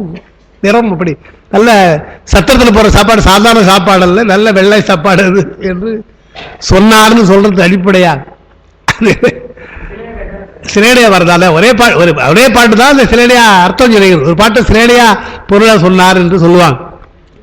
அதான் பின்பகல் உணங்கலட்டும்னர் அப்பர் பெருமான் சொன்ன பொழுது, காலையில் சமைக்கிறது நேரம் எந்த நேரம், விருந்து வருவார்கள் அல்லவா என்று தயாரா இருக்கணும். காரைக்கால் அம்மையார் அப்படிதான் இருந்தாங்க. ஆனா அதுக்குள்ள ஒரு வந்துட்டு சாப்பாட்டு இல்லையா, சமையல் இருக்குது ஆனா காய்கறி இல்லை. இப்ப அதனால்தான் என்ன பண்ணார், அவருடைய பசி தீர்ந்தது இல்லையா, காய்கறியை முதல்ல செய்து விட்டு சாப்பாட்டை பின்னால வச்சுருந்தா வச்சுங்க போட்டிருக்க முடியாது. அந்த அம்மா முதல்ல அவரே சேக்கிழார் பாடுற மாதிரி, கரியமுது இங்கு உதவாதே திரு அமுது கைகூடன்னார். திரு அமுது அங்க சமைச்சாச்சு, இன்னும் கரியமுது இல்லை அப்படின்னாராம். அவர் வந்த ஒரு பசி நேரம், அதை பத்தி பரவாயில்லைங்க எதுவாக இருந்தாலும் போடுங்க சாப்பிட்டு போறேன் என்றால், சோறு சமைச்சிட்டா தயிர் கூட விட்டு மோர் விட்டு கூட போட்டுலாம் ஒழுங்கா வச்சு கொடுத்துடலாம். ஒண்ணுமே இல்லை, தண்ணீர் ஊற்றி கூட கொடுக்கலாம், தப்பு கிடையாது. அது தனிஞ்சோறு கூட கொடுக்கலாம், உப்பு சாப்பிட்டு போயிடுவாங்க. ஒரு வெங்காயத்தை வச்சு கூட சாப்பிட்டுருவாங்க இல்லையா, அதெல்லாம் முறைகள். அப்படின்னா என்னன்னா, ஒரு பெரிய அடியார் வந்து அவர் பெருமான் அல்ல, அடியார் சாதாரண அடியார் தான் வரா. பெருமான் சில பேர் பெருமான் சோதிக்க வந்தார், அப்படி இல்லை, ஒரு அடியார் வருகிறார். பெருமானுக்கு தெரியும் இன்னைக்கு அவரை ஆட்கொள்ள வேண்டும் முடிவு பண்ணிட்டார். அப்ப எப்படி வெறும் சோற்றை கொடுப்பது அடியாருக்கு என்றுதான் யோசிக்கிற பொழுது அவருக்கு நினைவு வருது. மாம்பழம் கொடுத்தாங்க இல்லையா, இன்னும் நல்லதல்லவா என்று மாம்பழத்தை வைத்து கொடுத்தாருன்னா தயிர் ஊற்றி போட்டிருப்பாங்க, சாப்பாடு திருப்தியா சாப்பிட்டுருப்பார் இல்லையா. மாஞ்சோறு மாங்காய் மாலா விட்டாலே மாங்காய் விட்டுவாங்க, அது போல மாம்பழத்தை சாப்பிட்டுட்டு நல்லா அவர் பாட்டு ஏப்ப விட்டுட்டு போயிட்டார். அப்புறம் தான் இவருக்கு இந்த மாதிரி பிரச்சனை. ஆனால் பெருமான அன்றைக்கு ஆட்கொள்ள வேண்டும் என்று முடிவு செய்தார்னு பார்க்கிறோம். பின்பகல் உணங்கலிடுதல் என்று சொன்னால் குறைந்தார். என்ன சொல்றார், இளைய காலத்திலேயே பெருமானை எண்ணணும், முன்பெல்லாம் இளைய காலம் மூர்த்தியை எண்ணாது நினையாது ஓடினேன். பெருமானை எண்ணவில்லை, எங்கேயோ போயிட்டேன், இதெல்லாம் அகைச்சா அந்த இளமையிலே ஒரு சமணத்துக்கு போயிட்டு. இப்ப என்ன கண்கண இருமின்னர், இப்ப இருமல் வந்துடுச்சுன்ற கணகண சவுண்ட் வேற சொல்ற. எப்படி எப்படி எப்படி நான் இருமல்ன்றதுக்கு கணகணன்ற கண்கண கண்கண இருமி, சளியோடு வர இருமல் இருமி, நாளும் கருத்தழிந்து அறுத்தமின்றி பெருமானை எண்ணாமல் நாள்தோறும் எனக்கு வருத்தம். வயதான போதும் பெருமானை நினைச்சபடி போக முடியல அவரால், அப்படி எங்கெங்க போயிருக்கிறார். ஆனாலும் கூட இன்னும் இளமையிலே போயிருந்தால் எவ்வளவோ எங்கெங்க போயிருக்கலாமே என்று எண்ணுகிறார். நாளும் கருத்தழிந்துன்னு ஒரு வார்த்தை என்னன்னு சொன்னா, அதெல்லாம் அவங்க அப்படி நேரா பாட மாட்டாங்க, பாட்டில் நம்ம அப்படி அதை வாங்கிக்கணும். இந்த இன்ஃபர் பண்றோம் நாங்களே, அந்த மாதிரி இன்ஃபரன்ஸ். இதெல்லாம் ஒரு தலம் போயிருப்பார், இன்னொரு தலம் அங்க போய் பார்க்கணும்னு எண்ணி இருப்பார். ஆனால் உடம்பு அவருக்கு ஒத்துழைக்காமல் இருந்திருக்கலாம், இதை விட இந்த பக்கம் போயிட்டா நல்லது என்று அந்த நாள்ல திட்டமிடப்பட்டு போகாமல், நாம கூட பஸ்ஸோ காரோ எடுத்து போற பொழுது பிளான்ல போட்டுருவதெல்லாம் போட்டுரும். அங்க போற பொழுது இந்த 2-3 தலம் போக முடியாதுன்னு வட்டம் போட்டுரும், நாம அடுத்து பார்த்துக்கலாம் என்று வட்டம் போடுறோம் இல்லையா. அதே போல அவருக்கு ஒரு எண்ணம் ஏதாவது சோழ நாட்டை இப்படி போகலாம் என்று எண்ணி இருப்பார். சில இடங்கள் போக முடியாம போகலாம் வயது காரணமாக. அதான் கருத்தழிந்துன்ற, நான் போக வேண்டும் என்று எண்ணினாலும் போக முடியாமல் வயசு எனக்கு தடுக்குதே. கண்கண இருமி என்றால் இடையே ஒரு நாள் உடம்பு செல்லாமல் போயிருக்கலாம் அவருக்கு, இதெல்லாம் எனக்கு நடக்கக்கூடியது தானே. கண்கண இருமி நாளும் கருத்தழிந்து அறுத்தமின்றி பின்பகல் உணங்கலட்டும் பேதைமார். யாருக்கு சமைக்கிறதுன்னா, பின்னால காலம் போய் 3 மணிக்கு சமைச்சா யாருக்கு சமைக்கிறது, யாரும் சாப்பிடுவாங்களா? விருந்து விருந்து வர வேண்டும் என்றால் எப்போ வருவாங்களோ அப்பதான் வருவாங்க, 3-4 மணிக்கா வருவாங்க. அதை ஏன் சமைக்கிறேன்றார். பின்பகல் உணங்கலிட்டால் யாருக்கு பேதை மாறின அறியாதவர்கள் செய்வது போல நான் என்ன பண்ணேன், காலம் போய் பெருமானை எண்ணினேன். இளமையிலே நான் பெருமானை எண்ணாமல் காலம் போய் நான் எண்ணினேன் என்று அவர் சொல்றார். ஞான சம்பந்தருக்கும் நாவுக்கரசரும் நல்ல சரியான சான்றுகள் நமக்கு. இவர் சரியான காலத்திலே போய் பெருமானை அடைந்தவர், இளமை காலத்திலே. அவர் கொஞ்சம் வயது போய் அடைந்தவர், ரொம்ப வயது அல்ல. நான் நினைக்கிறது 55 வயது இருக்கலாம் அவர், அவ்வளவுதான். ரொம்ப ஒன்றும் அவருக்கு தள்ளாமை கிடையாது. 50 அப்பா லேசா ஒரு குறிப்பு சொல்றாங்க, 60 வயது இருக்கலாம் ஒரு இடத்துல உரையில் எழுதுறாங்க. 60 கூட நம்ம சொல்ல முடியாது. இருந்தாலும் அந்த காலத்து 60 என்பது ஒன்று சாதாரண. இன்னைக்கே 60 நல்லா இருக்கிறாங்க, அன்றைக்கு இன்னும் நல்லா இருந்திருப்பாங்க. அதுவும் சவணத்தில் அவர் இருந்த பொழுது நல்லா அவர் வந்து உடம்பையெல்லாம் வந்து பார்க்கிறோம் இல்லையா, ஒரு நோன்பெல்லாம் இருந்து அவர் செய்திருக்கிறான்னு பார்க்கிறோம். அதனால இருந்தாலும் அந்த இளமையை எண்ணி அவர் வருந்துகிறார். இளமை காலத்திலே நாம் இல்லாமல் போயிட்டோமே என்று கண்கண இருமி நாளும் கருத்தழிந்து அறுத்தமின்றி பின்பகல் உணங்கலட்டும் பேதைமார் போன்றேன். இன்னொரு பாட்டு அவர் சொல்றார், முன்னமே நினையாது ஒளிந்தேன் உனை, இன்னும் நான் உன சேவடி ஏத்திலேன். உன்னையே நான் பாடி பரவிருக்க வேண்டும், செய்யாது போயிட்டனே என்று இளமை போனதுக்கு வருந்துகிறார். அடுத்த பாட்டில் அடுத்த பக்கத்தில் தலையாலங்காடம் தன்னை சாராதே சாவநாள் போக்கினேன்.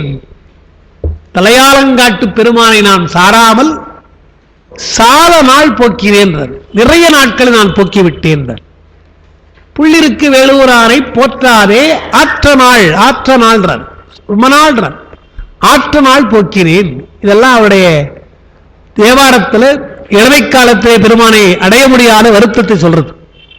ஆனால் ஞானசம்பந்தர் பாடுகிறார், தன்னடைந்தார்க்கு இன்பங்கள் தருவானை என்ற பாடல்ல கண்ணடைந்த மதில் பிரமபுரத்துறையும் காவலனை முன்னடைந்தான் சம்பந்தன், முன்னடைந்தான் இளமையிலேயே அடைந்தான் என்று சொல்றார். அவரே பாடுறார். அதே போல கபிலதேவர் அதையும் போட்டிருக்கிறேன், முன் இளங்காலத்திலே பற்றினேன் என்று, இளமையிலேயே பற்றினேன். அப்போ இளமை என்பதுதான் சரியான பருவம்.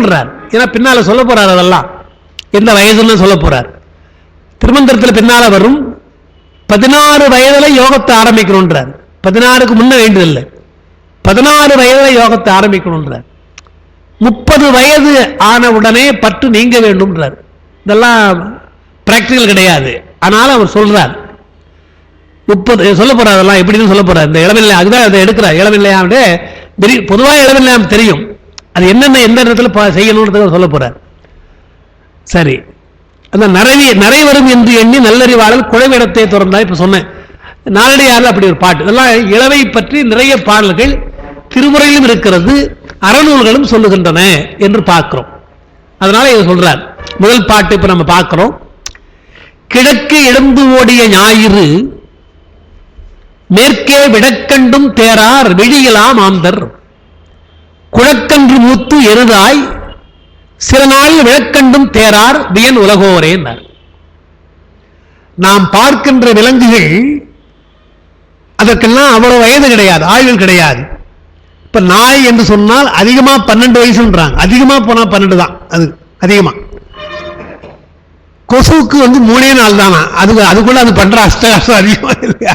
அது எது நீங்க அடிக்கிறீங்களோ அடிக்கலையோ 3 நாள் அது போயிடும். அது 3 நாள் தான். அதுதான் அது ஒரு கொசுனா 3 நாள் தான். அது ஈசன் என்றால் ஒரே நாள், செம்புற்றிகள் போல ஒரு பகல் வாழ்க்கைக்கு அளவர் ஒரு பகல், ஒரே ஒரு நாள் தான். இப்படி ஆயுட்காலம் பிறந்தாலும் ஒவ்வொரு உயிரினங்களுக்கு வேறுபடுகின்றது பார்க்கிறோம். யானைக்கு 100 ஆண்டு என்று சொல்றாங்க. நமக்கு மக்களுக்கு சொல்லுகிற பொழுது 120 120 சொல்லியிருக்கிறாங்க. அந்த அப்புறம் ஆவரேஜா பார்த்து 100 சொல்லிட்டாங்க, 100 ஆண்டு காலம் வாழ்க என்று சொல்லிட்டாங்க. ஆமா, அவர் ஆசைப்பட்டால் சொல்லுவாங்க 120 ஆண்டு.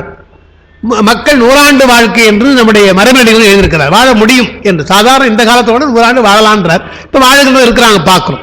இப்ப நம்ம சூரியனார் கோயில் ஆதீனம் 120 வயசு ஆயிடுச்சு அவருக்கு இருக்கிறார். நம்முடைய மகா பெரியவர் அவர் ஏறக்குறைய அவ்வளவு நாள் இருந்தார் என்று பார்க்கிறோம். அது ஒன்றும் பெருசு இல்லை. வைஷ்ணவர்கள் என்ன செய்துட்டாங்க, 100 ஆண்டு வாழ வேண்டும் சொல்லாத, இன்னும் ஒரு 100 ஆண்டு இருந்துட்டாங்க இல்லையா? நீங்க யாரை வாழ்த்தாலும் அப்படி வாழ்த்துக்கிட்டாங்க. ஒரு 60 வயசுல ஒருத்தர் இருக்கிறாருன்னா 100 ஆண்டு சொன்னா 40 வயசு அப்புறம் இருக்கு இல்லையா? இல்லை சார் அவ்வளவு சொல்லக்கூடாது, மக்களுக்கு பேராசை இருக்கு இல்லையா? அதனால இன்னும் ஒரு 100 ஆண்டு இரும்னா அது ஒன்றும் தப்பு கிடையாது. ஏன்னா 100 ஆண்டே பெருசு. இப்ப அவங்க ஏதாவது 40-50 வயசு ஆச்சு, இன்னும் 100 ஆண்டுனா ரொம்ப மகிழ்ச்சியாக பரவாயில்ல 150 இருக்க போறோம். அது மாதிரி இன்னும் ஒரு 100 ஆண்டு இருந்த. எனவே அந்த ஏன் அதுக்காக சொல்றாங்க 100 ஆண்டு எல்லாம் எதற்காக? இவர் கூட ஏன் உடம்பை வளர்த்தேன்னு சொல்றார். இந்த உடம்பு கிடைத்திருக்கிற இந்த மக்கள் பிறப்புல பெருமானை எண்ணி தவம் செய்வதற்கு ஒரு பெரிய வாய்ப்பு இதுதான் நமக்கு.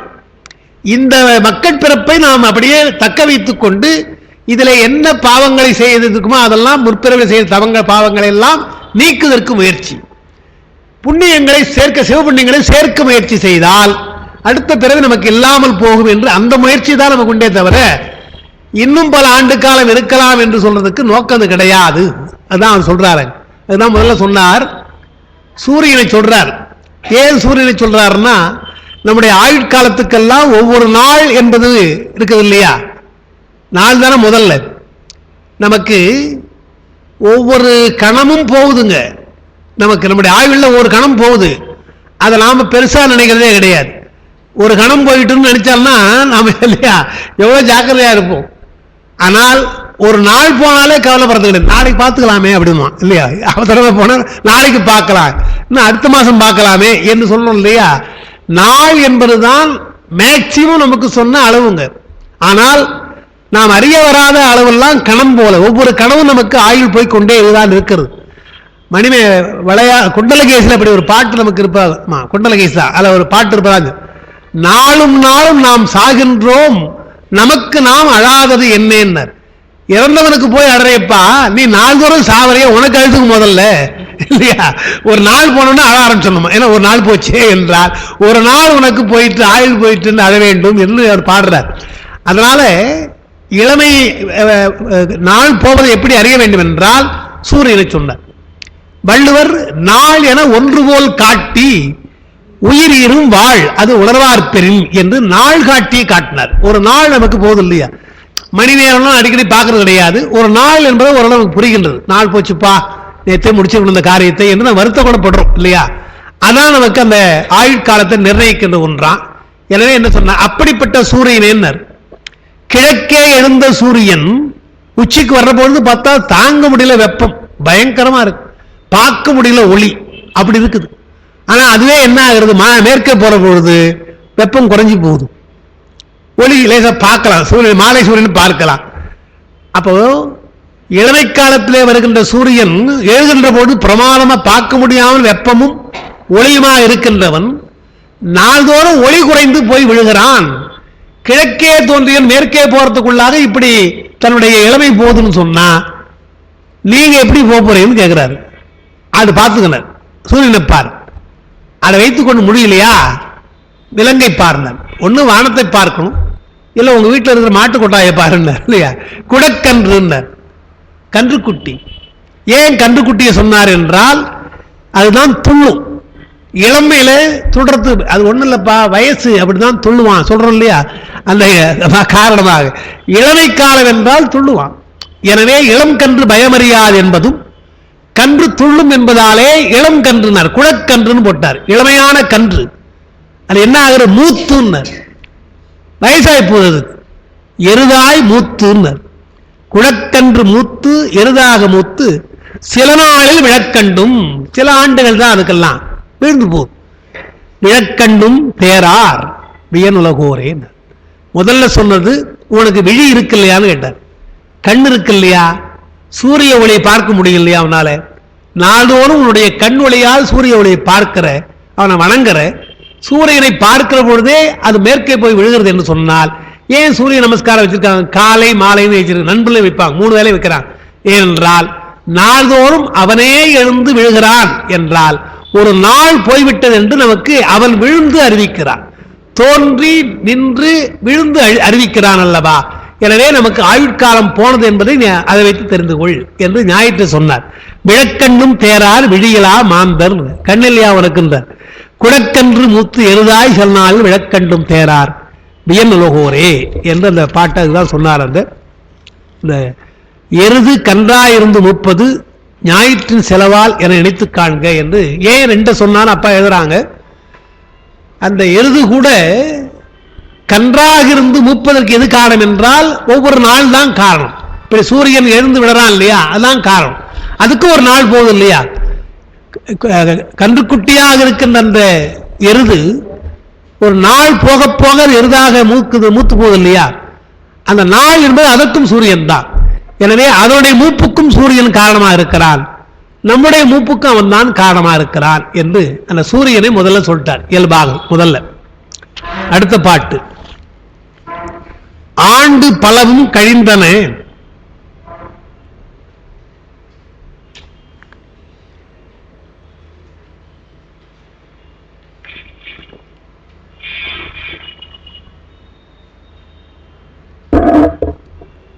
அப்பனை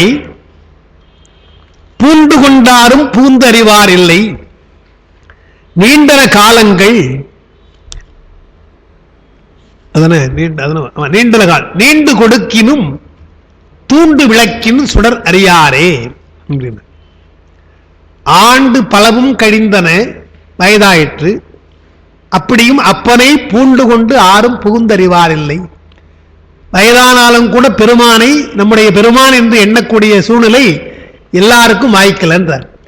சிவனுடைய நாமத்தை சொல்வதும் சிவனை நம்புவதும் எல்லாருக்கும் வாய்க்கல. அப்பனை பூண்டு கொண்டுண்டார். அவன் தான் நமக்கு அப்பா. ஏன்னா அப்பர் பாடுறது அதான் பாடுறாரு. யார் அப்பான்னு அவரை கேட்டா அப்பன் நீன்னு அவரை தான் சொல்றார். அவங்க அப்பாவை சொல்ல மாட்டேன்றார். அப்பன் நீ அம்மை நீ. ஞான சம்பந்தரை கேட்டால் அப்பா யாருன்னா முதல் அப்பா யார் என்றால் அவருக்கு தோணியப்பர் தான், அவர் தான் அப்பா, அப்புறம் தான் இந்த அப்பா என்று பார்க்கும். அவர் அப்படிதான் அவங்க வாழ்ந்திருக்காங்கன்னு பார்க்கும். சுந்தர பெருமான் அப்படித்தான் பார்க்கும். எனவே ஆண்டு பலவும் கழிந்தன, அப்பா என்று சொல்லவங்க தான். அப்பனை பூண்டு கொண்டு ஆறும் புகுந்தறிவார் இல்லை. நீண்டன காலங்கள், அது எழுதியிருக்கேன். காலங்கள் என்று பன்மையா வருது. காலம் ஒன்றுதாங்க, பல காலம் கிடையாது, காலம் ஒன்றுதான். ஆனால் அதை ஏன் காலங்கள் என்று போட்டார் என்று சொன்னால், நாள் என்றும் வாரம் என்றும் மாதம் என்றும் ஆண்டு என்றும் பிரிக்கிறோம் இல்லையா, அந்த பிரிப்புக்காக பல காலங்கள் என்று சொன்னார். காலம் ஒன்றுதான். நம்மை பொறுத்தவரையில் தத்துவத்தில் காலம் ஒன்று என்று சொன்னாலும் சைவ சித்தாந்தம் காலங்கள் பல என்று நம்முடைய கொள்கை. நம்முடைய கொள்கை காலங்கள் பல என்றுதான் நம்முடைய கொள்கை. அதனால சொல்றார். அதனால அப்படிப்பட்ட காலம் போனாலும் நீண்டு கொடுக்கினும் என்று சொன்னார். ஒருவேளை காலம் போயிடுச்சுன்னார், ஆண்டு கழிந்தன, இனிமேற்பட்டு ஒருவேளை உங்களுக்கு காலத்தை கொடுக்கிறான்னு வச்சுங்க, நீண்டன காலங்கள் நீண்டு கொடுக்கினும். அது எது போல என்று சொன்னால், அது ஏன் அப்படி சொல்றார்? காலம் போகின்ற வரையில் நாம் பெருமானை எண்ணாமல் இருந்துரும். நாம்னா நம்ம உங்களை சொல்ல பொதுவாக சொல்றேன், எண்ணிடும் இருக்குன்னு சொல்றேன். நாமெல்லாம் அப்படி எண்ணிதான் இருக்கிறோம். என்ன செய்வாங்க, அவளுக்கு ஏதாவது பெரிய ஒரு ஆபத்து வரும், ஹாஸ்பிட்டலில் கொண்டு போய் சேர்த்துருவாங்க. சேர்த்துட்டு சொல்லுவாங்க, இருந்த காலம் என்ன பண்ணடா படுத்துட்டு என்று சொல்ற பொழுது அப்ப அவனுக்கு படுத்துட்டு யோசிப்பான், புத்தி வரும். பெருமானே உன்னை எண்ணாம நான் போயிட்டேன், எனவே இந்த முறை எனக்கு ஒரு வாய்ப்பு கொடு, நான் பொழைச்சிக்கிறேன், பொழைச்சிட்டு உன்னை நான் விரும்புறேன் என்று அந்த நேரத்துக்கு சில பேர் பிரார்த்தனை பண்ணுவான். பிரார்த்தனை பண்ணி முடிச்ச உடனே நல்லாயிடுவான். நல்லாயிட்டு இருப்பாடு நினைக்கிறானா அதிகமாகணும் இல்லையா? அதுதான் சொல்றாரு, நீண்டன காலங்கள் நீண்டு கொடுக்கினும். போன காலமெல்லாம் போட்டோம், இவ்வளவு ஆயுள் காலம் கொடுத்தான் பெருமான், நினைக்கல. இல்லை இருக்கின்ற காலம் நாம் இருக்க வேண்டும் என்று சொல்லி ஆயுள் நீட்டிக்குது இல்லையா, அப்ப நினைப்பானா என்றால் நினைக்க மாட்டான் சில பேர். அதான் சொல்றாரு. எனவே அப்போவாது நினைங்க, நீண்டு கொடுக்கினும், உனக்கு காலத்தை நீட்டி கொடுத்தாலும் கூட பெருமானை எண்ணுவது கிடையாது. ஆனால் அவர் எப்படி இருக்கிறான்? தூண்டு விளக்கு, யாரும் தூண்டாமல் தானே எரிகின்ற விளக்காக இருக்கிறான். அவனுடைய சுடரை அறியார். அந்த ஒளியை அறியாமலே சில பேர் போய்விடுகிறார் என்றால், ஒளியை அறியவில்லை என்றால் இருட்டில் இருக்கிறான் அர்த்தம். வாழ்க்கையெல்லாம் இருட்டிலே இருந்து போகிறார்கள். தூண்டு விளக்கனைய சோதி கண்டாய் என்று பாடுறார் அப்பர் பெருமான். தூண்டாத விளக்காக அவன் தான் இருக்கிறான். நந்தா விளக்கு என்று சொல்வார்கள் அவனை. தானே எரிகின்ற விளக்கு எப்படியோ அதுபோல் தானே அறிகின்ற அறிவு அவனுக்கு. நுந்தா உன் சுடரே என்று பாடுறாலே சுந்தர பெருமான். எனவே நுந்தா உன் சுடர், அழியாத சுடராக இருக்கிறான். அப்படிப்பட்டவனை காலத்திலே போக்கினாலும் இருக்கின்ற காலத்திலே நீங்கள் எண்ண வேண்டும் அல்லவா என்றுதான் சூண்டு விளக்கின் சுடரறியாரே என்று சொன்னார். அடுத்த பாடல், அதில் உங்களுக்கு இரண்டாவது பாட்டில் ஒன்று கொடுத்திருப்பேன். மூன்றாவது பாடல் விரும்புவர் ஒரு பாட்டு, மூணாவது பாட்டு விட்டுட்டு வேண்டான்னு நாலாவது பாட்டு புத்தகம் இருந்தால் நாலாவது பாட்டா இருக்கும். அது இங்க உங்களுக்கு மூணாவது பாட்டு. இளவை போனால் என்ன வருத்தம் வரும்னு சொல்ற. முதல்ல இளவை போனால் என்ன வருத்தம் வரும் என்றால், பெண்கள் எல்லாம் திரும்பி பார்க்க மாட்டாங்க. அதான் ஒரு முதல்ல வருத்தம். பெண்கள் என்னை விரும்ப மாட்டாங்க இல்லையான்ற அப்படினால வருந்துறாங்க. இளவை போனது அதான காரணம். இளமையாக தன்னை வைத்துக் கொள்ள வேண்டும் என்று எண்ணுவதற்கு என்ன காரணம் என்றால் அதுதான் காரணம். முதல் காரணம் அதுதான். அப்போ தன்னை அழகாக வைத்துக் கொள்ளணும், தன்னை இளமையாக காட்டிக்கொள்ள வேண்டும் என்றெல்லாம் எண்ணுவதற்கு தான் காரணம். அதை சொல்றாரு இங்க. விரும்புவர் முன் என்னை மெல்லியல் மாதர், கரும்பு தகர்த்து கடை கொண்ட நீர் போல் அரும்பு ஒத்த மென்முலை ஆயடையார்க்கு கரும்பு ஒத்து காஞ்சிரங்காயும் ஒத்தேனேன்னார். இந்த பாட்டு திருமூலர் தன் கூற்றா சொல்லல. ஏன்னா அவருக்கு வயசாகலைங்க, அவர் இளமையா இருக்கு, அவர் யோகி அவர் இல்லையா. இந்த மாதிரி ஒரு ஆள் இளமையா இருந்து வயசானா பேசுவான் இல்லையா, அப்படி பேசுறாரு. அது வந்து இளமையா இருந்து இப்படி எல்லாம் எல்லார்ட்டையும் பழகிட்டு இப்ப எந்த பெண்ணு என்னை ஏறிட்டு பார்க்க மாட்டார்களே என்ற வருத்தத்தில் பாடுறாளே ஒருத்தன் முதியவன், அவன் கூட்டா வச்சுக்கணும். திருமூலர் அப்படி இளமையா இருந்தார், இப்ப அவர் ரொம்ப வருந்தா அப்படி வச்சு கொண்டு விடாது. அப்படி அவர் ஒன்றும் அப்படி ஒன்றும் சொல்லலை. எப்படி வருந்தவானா விரும்புவர் முன் எண்ணெய், அதெல்லாம் ஒரு காலம் நடந்து போனா எல்லாம் பார்ப்பான். விரும்புவர் முன் எண்ணெய் யாரு? மெல்லியல் மாதர். ஒருத்தர் பல பேர் மெல்லியல் மாதர்கள் எல்லாம் விரும்புவார்கள் என்று. சேக்கிழாருக்கு என்ன சிறப்பு என்றால், இதை பார்க்கிற பொழுது அந்த பாட்டு ஞாபகம் வரும். இலக்கியங்கள்ல சிற்றிலக்கியத்துல உலா என்று ஒன்று உண்டு, உலா இலக்கியம். அந்த உலா இலக்கியத்துல அரசனோ அல்லது தலைவனோ உலா வருகின்ற பொழுது வீதியே இருக்கின்ற பெண்கள் எல்லாம் பார்த்து விரும்புவார்கள், அவனை விரும்பு. அது அந்த இலக்கணம், தூது இலக்கணம். அப்படி இது இலக்கணமா பாடுற வழக்கம் உண்டு, எல்லாத்துலயும் ஒரு பாட்டு இருக்குது. சுந்தர பெருமான் ரொம்ப, அவர் பேரே சுந்தர, அழகானவர், பெருமானுடைய அருளால் பிறந்தவர், அழகானவர். அந்த அழகையும் அவனுடைய பேச்சையும் பார்த்துதான் அவரை நரசிங்கமுனையர் தத்து கொண்டான்னு சொல்றாங்க. அந்த குழந்தை பேசுற பேச்செல்லாம் பார்த்துதான் அழகா இருக்கிற குழந்தை, அரச குழந்தை மாதிரி பார்த்தா என்று தத்து கொண்டார்னு சொல்றாங்க. அவர் மகமை கொண்டார். அவர் கல்யாணத்துக்கு வர்றார். எப்படி வருகிறார்? நல்ல கோலம் அவருக்கு. மன்னவர் திருவும் தங்கள் வைதிக திருவும் பொங்க இல்லையா, அரசாட்சியில அரசன் இல்லையா, அவங்க கொடுத்த அரசனுடைய ஆடைகள், பட்டாடைகள், அடி அலங்காரங்கள், வைதிக திரு நல்ல விபூதிகள் அணிந்து கொண்டு வைதிகமாக ரெண்டும் கலந்து வருகிறார். யானை குதிரை மேல வராரு, அவரு மாப்பிள்ளை வராரு. அப்படி வர்றபோது பெண்கள் எல்லாம் பார்த்து மயங்குகிறான்னு சொல்லலாம் இல்லையா, சொன்னா என்ன தப்பு? அது ஒன்றும் தவறு கிடையாது. அவருடைய அழகை பார்த்து வருகின்ற பெண்கள் எல்லாம் மயங்குகிறான்னு சொல்லலாம். அழகா பாடுறார். கண்கள் எண்ணிலாத வேண்டும் காளையை காண என்பார். ரெண்டு கண்ணு போதாது இந்த அழகை பார்ப்பதற்கு, 1000 கண் வேண்டும் அல்லவா. கண்கள் எண்ணிலாத வேண்டும் காளையை காணுன்னு சொல்லிட்டு இவரை அடைவதற்கு சடங்கவி பேதை, சடங்கவி சிவாச்சாரியருடைய பெண், அவர் தானே கல்யாணம் பண்ண போறார். அப்புறம் கல்யாணம் நின்று போகுது. பெண்களில் உயர நோற்றாள் சடங்கவி பேதை என்பார். பெண்களில் உயர நோற்றாள் சடங்கவி பேதை. பெண்களிலேயே நல்ல தவம் செய்தவள் யார் என்றால் சடங்கவி சிவாச்சாரியோட மகள், அவர்தானே இவரை மணக்க போறார் என்று உயர நோற்றாள்னு பாடுறார். அந்த 2 வரி அப்படி சொல்றார். முதல்ல முத்தொள்ளாயிரத்துல ஒரு பாட்டு, முத்தொள்ளாயிரத்துல இதே மாதிரி உலா சோழ மன்னன் வருகிறான். வருகிற பொழுது யானை மேல வரானா, அப்போ ஒரு பெண் பாடுறா. அந்த பாட்டு அப்படி இருக்குது. யானை பார்த்து பாடுறா. யானையே, அழகான சோழ மன்னனை நீ சுமந்து வருகிறாய், திருவோர் நடுவில் போயிடாத, நான் ஜன்னல் இருந்து பார்க்கணும். எனவே இங்க வரும்போது ஜன்னல் பக்கமா போன்ற, இந்த பக்கம் ஜன்னல் பக்கமாக சாலேகம் தாழ சால நட, சாலேகம்னா ஜன்னல், சாலேகம் சார நட என்று தன்னுடைய ஆசையை காட்டுறதுக்கு அப்படி ஜன்னல் வழியா போ என்று வருதுன்னார். இது சேக்கிழாருக்கு தெரியும், இந்த பாட்டெல்லாம் தெரியும். அந்த மாதிரி பாடல அவர். ஏன்னா அந்த விஷயம் சொல்றார். என்ன சொல்றார்? பெண்கள்லாம் சொல்ற பொழுது நான் சுந்தரனை நான் பார்த்தேன், அவரை பார்த்தேன், எம்மையாரை பார்த்தேன்னு ஒன்றுனா சொல்ற பொழுது, நீங்கள்லாம் பார்த்தீங்க சரி, நானும் கூட தான் பார்த்தேன், ஆனால் என்னால் வெளியே வர முடியல இல்லையா, உள்ளே இருந்து பார்த்தேன். என்னமோ தெரியல, அந்த நேரத்துக்கு என் ஜன்னல் பக்கமா மெல்ல நடந்தது அந்த குதிரை. இவ சொல்றதா எல்லாமே வேகமா போகாம அந்த குதிரை மெல்ல நடந்தது என்று ஒரு பெண் சொல்லுகிறாள் என்று தமிழ்நாட்டு பெண்களுடைய பண்பாடு மாறாமல் அழகையும் சொல்லணும், தன்னுடைய நிலையும் மாறக்கூடாது என்று இதெல்லாம் சேர்க்கிறார். அவ்வளோ அழகா அதை பாடியிருக்கிறான்னு பார்க்கும்.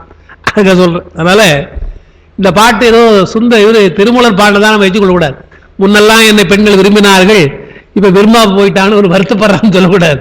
அப்படி ஒருத்தர் எப்படி இருக்கிறார் அவனுடைய கூற்றாக, அவன் கூற்றா சொல்ற பாட்டு விரும்பு. அதை எழுதணும்னு மறந்து போச்சு, அதை வரி விட்டோம். விரும்புவர் முன் என்னை மெல்லியல் மாதர் கரும்பு தகர்த்து கடை கொண்ட நீர் போல்னர். கரும்பை என்ன பண்ணுவாங்க, நன்றாக பிழிந்து சாறு பிழிவார்கள்.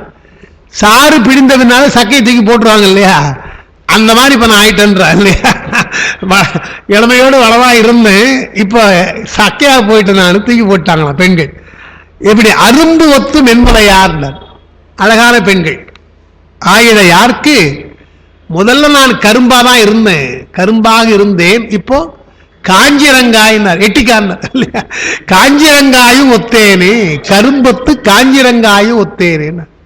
அப்ப என்னன்னா, இளமை காலத்தில் கரும்புத்திருந்தேன், ஆனால் இளமை போய்விட்டது, கரும்புனுடைய சக்கை போல ஆயிட்டேன், பெண்களுக்கெல்லாம் நான் காஞ்சிரங்காயா போயிட்டேன்னு சொன்னா, இளமை போய்விட்டதுப்பா. பெண்கள் பாராட்டுவதுனா அந்த இளமை இல்லையா, பெண்கள் பாராட்டுவதுனா கொஞ்ச நாள் பாராட்டாம விட்டுருவாங்க. ஆனால் இளமையிலேயே பெருமானவி விரும்பினால் உன்னை இந்த மாதிரி ஒதுக்க மாட்டான், நீ வயசாகி போச்சு போன ஒதுக்க மாட்டான் இல்லையா, அவங்களாம் ஒதுக்கிடுவாங்க, இவன் ஒதுக்க மாட்டான். எனவே பெருமானவி எண்ணுவாய் என்று அந்த எண்ணம் தான் சொல்றாரு தவிர, மெல்லியல் மாதரெல்லாம் விரும்பினார்கள் இப்பொழுது என்னை விரும்பவில்லை என்பதுக்கு இளமை நிலைக்காது, அதுதான் அந்த அர்த்தம் சொல்ல வர. விரும்புவர் முன் என்னை மெல்லியல் மாதர் கரும்பு தகர்த்து கடை கொண்ட நீர் போல் என்றார். அதுக்கு அப்பா இல்லை, ஆமாம் அப்போ தான் எழுதிக்க நினைக்கிறேன். பாட்டு 2 பாட்டில் அவங்க எழுதியிருக்கிறாங்க. ஞானசம்பந்தரும் அப்புறம் பாடுற பாட்டு அவங்க எடுத்துல கொடுத்துருக்குறேன். அது முக்கியமான பாட்டு, அதுதான் அதை நம்ம சொல்ல வேண்டியதாக இருக்கு. என்னன்னா, தடையவிழ் கோதை நல்லார் தங்களோடு இன்பம் எய்த இளையதும் அல்லேன் என்றாய் என் செய்வான் தோன்றினேனே அப்படின்னு வருது. இந்த பாட்டு பல பேர் தவறாக பொருள் சொன்ன ஒரு பாட்டு. இந்த பாட்டு என்ன, எனக்கு நானே கேள்விப்பட்டிருக்கிறேன், நம்ம மரபில் சொல்ல மாட்டாங்க, சில பேர் சொல்றாங்க. இளவையிலேயே அவர் திறந்து போயிட்டார் இல்லையா, அப்பர் பெருமான் சமணத்துக்கு போயிட்டார், பின்னால சைவத்துக்கு வரார். அப்போ தன்னுடைய இளமை போய்விட்டது என்பதை எண்ணி வருந்துறார். போற்றாதை ஆற்றனால் போக்கினேன்னு சொல்றதும், பாலநாய் கடிந்த நாளும் பரிமள பாவேரம் மேலநாய் கடிந்த நாளும் இருக்கு இல்லையே, அதெல்லாம் கோலநாய் கடிந்த நாளும் குறிக்கோள் இல்லாது கெட்டேன், இதெல்லாம் அவர் ஏன் சொல்லுகிறார் என்றால், இந்த பாட்டை வச்சு சொல்லுவாங்க, அவர் இளமையில கல்யாணம் பண்ணிருக்கணும்னு நினைக்கிறாரு, கல்யாணம் பண்ணாம போயிட்டனே என்று வருந்துகிறார். பாட்டு அப்படி இருக்குது பார்த்தீங்கன்னா, திருமணம் செய்து கொள்ளாம நான் போயிட்டனே என்று வருந்துகிறார், அப்புறம் சமணத்துக்கு போயிட்டனேன்னு வருந்துகிறார் என்று அவசரமா படிச்சுன்னு சொல்லுவாங்க. அந்த பாட்டை விட்டாரு பாருங்க. தடையவிழ் கோதை நல்லார் தங்களோடு, கோதைன்னா பூன்னு அர்த்தம், மாலை. தலையவிழ் என்று சொன்னால் அரும்பாக இருந்து மலர்ந்த பூக்கள், தலைன்னா அரும்பாக இருக்குது, அது மலருது. அரும்பாக இருந்து மலர்கின்ற பூக்களை எல்லாம் தொடுத்து மாலையாக அணிந்து கொள்கின்ற பெண்கள் தலையவிழ் கோதை நல்லார் தங்களோடு இன்பம் எய்த, நான் இன்பம் அவங்க பெண்களோடு சேர்ந்து இன்பம் எய்துவதற்கு இளையதும் அல்லேன். இப்ப எனக்கு வயசு இல்லையென்றார். பாட்டு அப்படி இருக்கு. இளையதும் அல்லேன்னு ஒண்ணு, எனக்கு வயசாகி போச்சு இல்லையான்னு அதையா சொல்லுவார் அவர். இளையதும் அல்லேன் என் செய்வான் தோன்றினேனே என்றார். அப்படி அல்ல, பொதுவாக இளமை காலத்திலே இது போல இல்வாழ்க்கையில் இருப்பார்கள், அந்த இளமையும் போய்விடும், அந்த இளமையும் போய்விடும். நான் என்ன செய்த, எனக்கு அந்த இன்பம் வேண்டாம் என்று ஒதுக்குறேன், அப்படிதான் இதுக்கு அர்த்தம். அவர் யார் தடுத்தாங்க கல்யாணம் வேணான்றது? அவங்க அக்கா கல்யாணம் பண்ணி தான் சொல்லிருப்பாங்க, எனக்கு பரவாயில்லப்பா நீ கல்யாணம் செய்ய சொல்லிருப்பாங்க. அந்த தொல்லை தாழாமல் அக்காவுக்கு கல்யாணம் இல்லாமல் நாம கல்யாணம் பண்ணிக்க கூடாதுன்னா அவர் அங்கே போயிடுறார். அவருக்கு அந்த எண்ணம் இருந்தால் சரிக்கா நான் பண்ணிக்கிறேன்னு சொல்லிட்டு அங்கேயே இருந்திருப்பார், சைவத்தில் இருந்திருப்பார். தமக்கையாருக்கு திருமணம் இல்லாமல் நாம் திருமணம் செய்து கொள்ளக்கூடாது என்று மனதிலேயே அவருக்கு துறவு நிலை வந்துடுச்சு. எனவே பொதுவாக இளமை காலத்தில் எல்லோரும் திருமணம் செய்து கொள்வார்கள். அது எனக்கு வேண்டாம் என்று ஒதுக்கினேன். பெருமானே அந்த உணர்வு எனக்கு தந்த, ஆனால் சைவத்திலே இருக்க வேண்டும் என்ற உணர்வு எனக்கு தரலையே, அந்த இறைவன் அங்க போயிட்டனே, என் செய்வான் தோன்றினேன் என்ற எனக்கு அந்த உணர்வை தந்தாய். எனக்கு திருமணம் வேண்டாம், தமக்கையோடு நான் இருக்க போறேன், தனியாக அவருக்கு துணையாக நான் இருக்கணும் என்று தொண்டு செய்து கொண்டு இருக்க வேண்டும் என்று அந்த எண்ணத்தை எனக்கு கொடுத்த, அதே எண்ணத்தை கொடுத்த நீ ஏன் சமணத்துக்கு அனுப்பிச்ச? அப்படிதான் அதுக்கு அர்த்தம் சொல்லுமே தவிர கல்யாணம் பண்ணிக்காம போயிட்டு வந்துறானா அப்பர் பெருமானுடைய பண்பே தெரியாமல் சொல்ற, நம்முடைய மரபு தெரியாமல் சொல்றது. அதான் இளையதும் அல்லேன் எந்தாய் என் செய்வான் தோன்றினேனே என்று பாடுறார். அதுதான் இங்க எழுதியிருக்கிற அப்பா அதை எழுதியிருக்காங்க. அப்பரடிகள் இளமையில் பயன்பெறாது முதுமைகள் துன்புறுதல் கருதி இறங்கியது. இளமையிலேயே நாம் பெருமானை வணங்கி இருந்திருக்கணும் இல்லையா? அப்பெல்லாம் போய் சமணத்துக்கு போயிட்டு முதுமையிலே வந்து இப்பொழுது நாம் பெருமானை வணங்க வேண்டியதா போச்சு என்று இறங்குகின்ற பாட்டு தான் அது என்று பிரிதி இல்லை.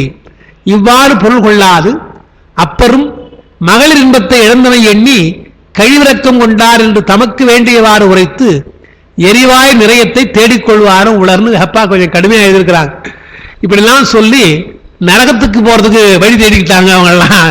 பெருமானை அப்பர் பெருமானைக்கு இந்த பாட்டுக்கு இப்படி அர்த்தம் சொன்னீங்கன்னா எங்களா போவீங்கன்னா நரகம் தான் போவீங்க, எரிவாய நரகத்திற்கு போகின்ற வழிதான் அது என்றால் உரையை நாம் சரியா அப்பர் பெருமானுடைய வாக்கை நாம் புரிந்து கொள்ளணும் என்று பார்க்கிறோம். அதனால அந்த பாட்டை நாம் சொல்ல வேண்டியதா இருந்தது. அதுக்கடுத்து ஞானசம்பந்த பெருமான் பாடுற பாட்டு. பெரும்பாலும் ஞானசம்பந்த பெருமான் இளமையில் இருந்ததால இளமையை கழிந்ததை பற்றி அவர் அதிகம் பாடமாட்டார். ஏன்னா அவர் இளமையிலே பெருமான் அடைஞ்சிட்டார். இருந்தாலும் நம்மை போன்றவர்களுக்கெல்லாம் இளமையிலேயே சீக்கிரம் நீங்கள் இளமை கழிவதற்கு முன்னாலே பெருமான் நீங்கள் சேர வேண்டும் என்றுதான் பல இடத்துல பாடியிருக்கிறார். அதுல 2 பாட்டு இருக்குது.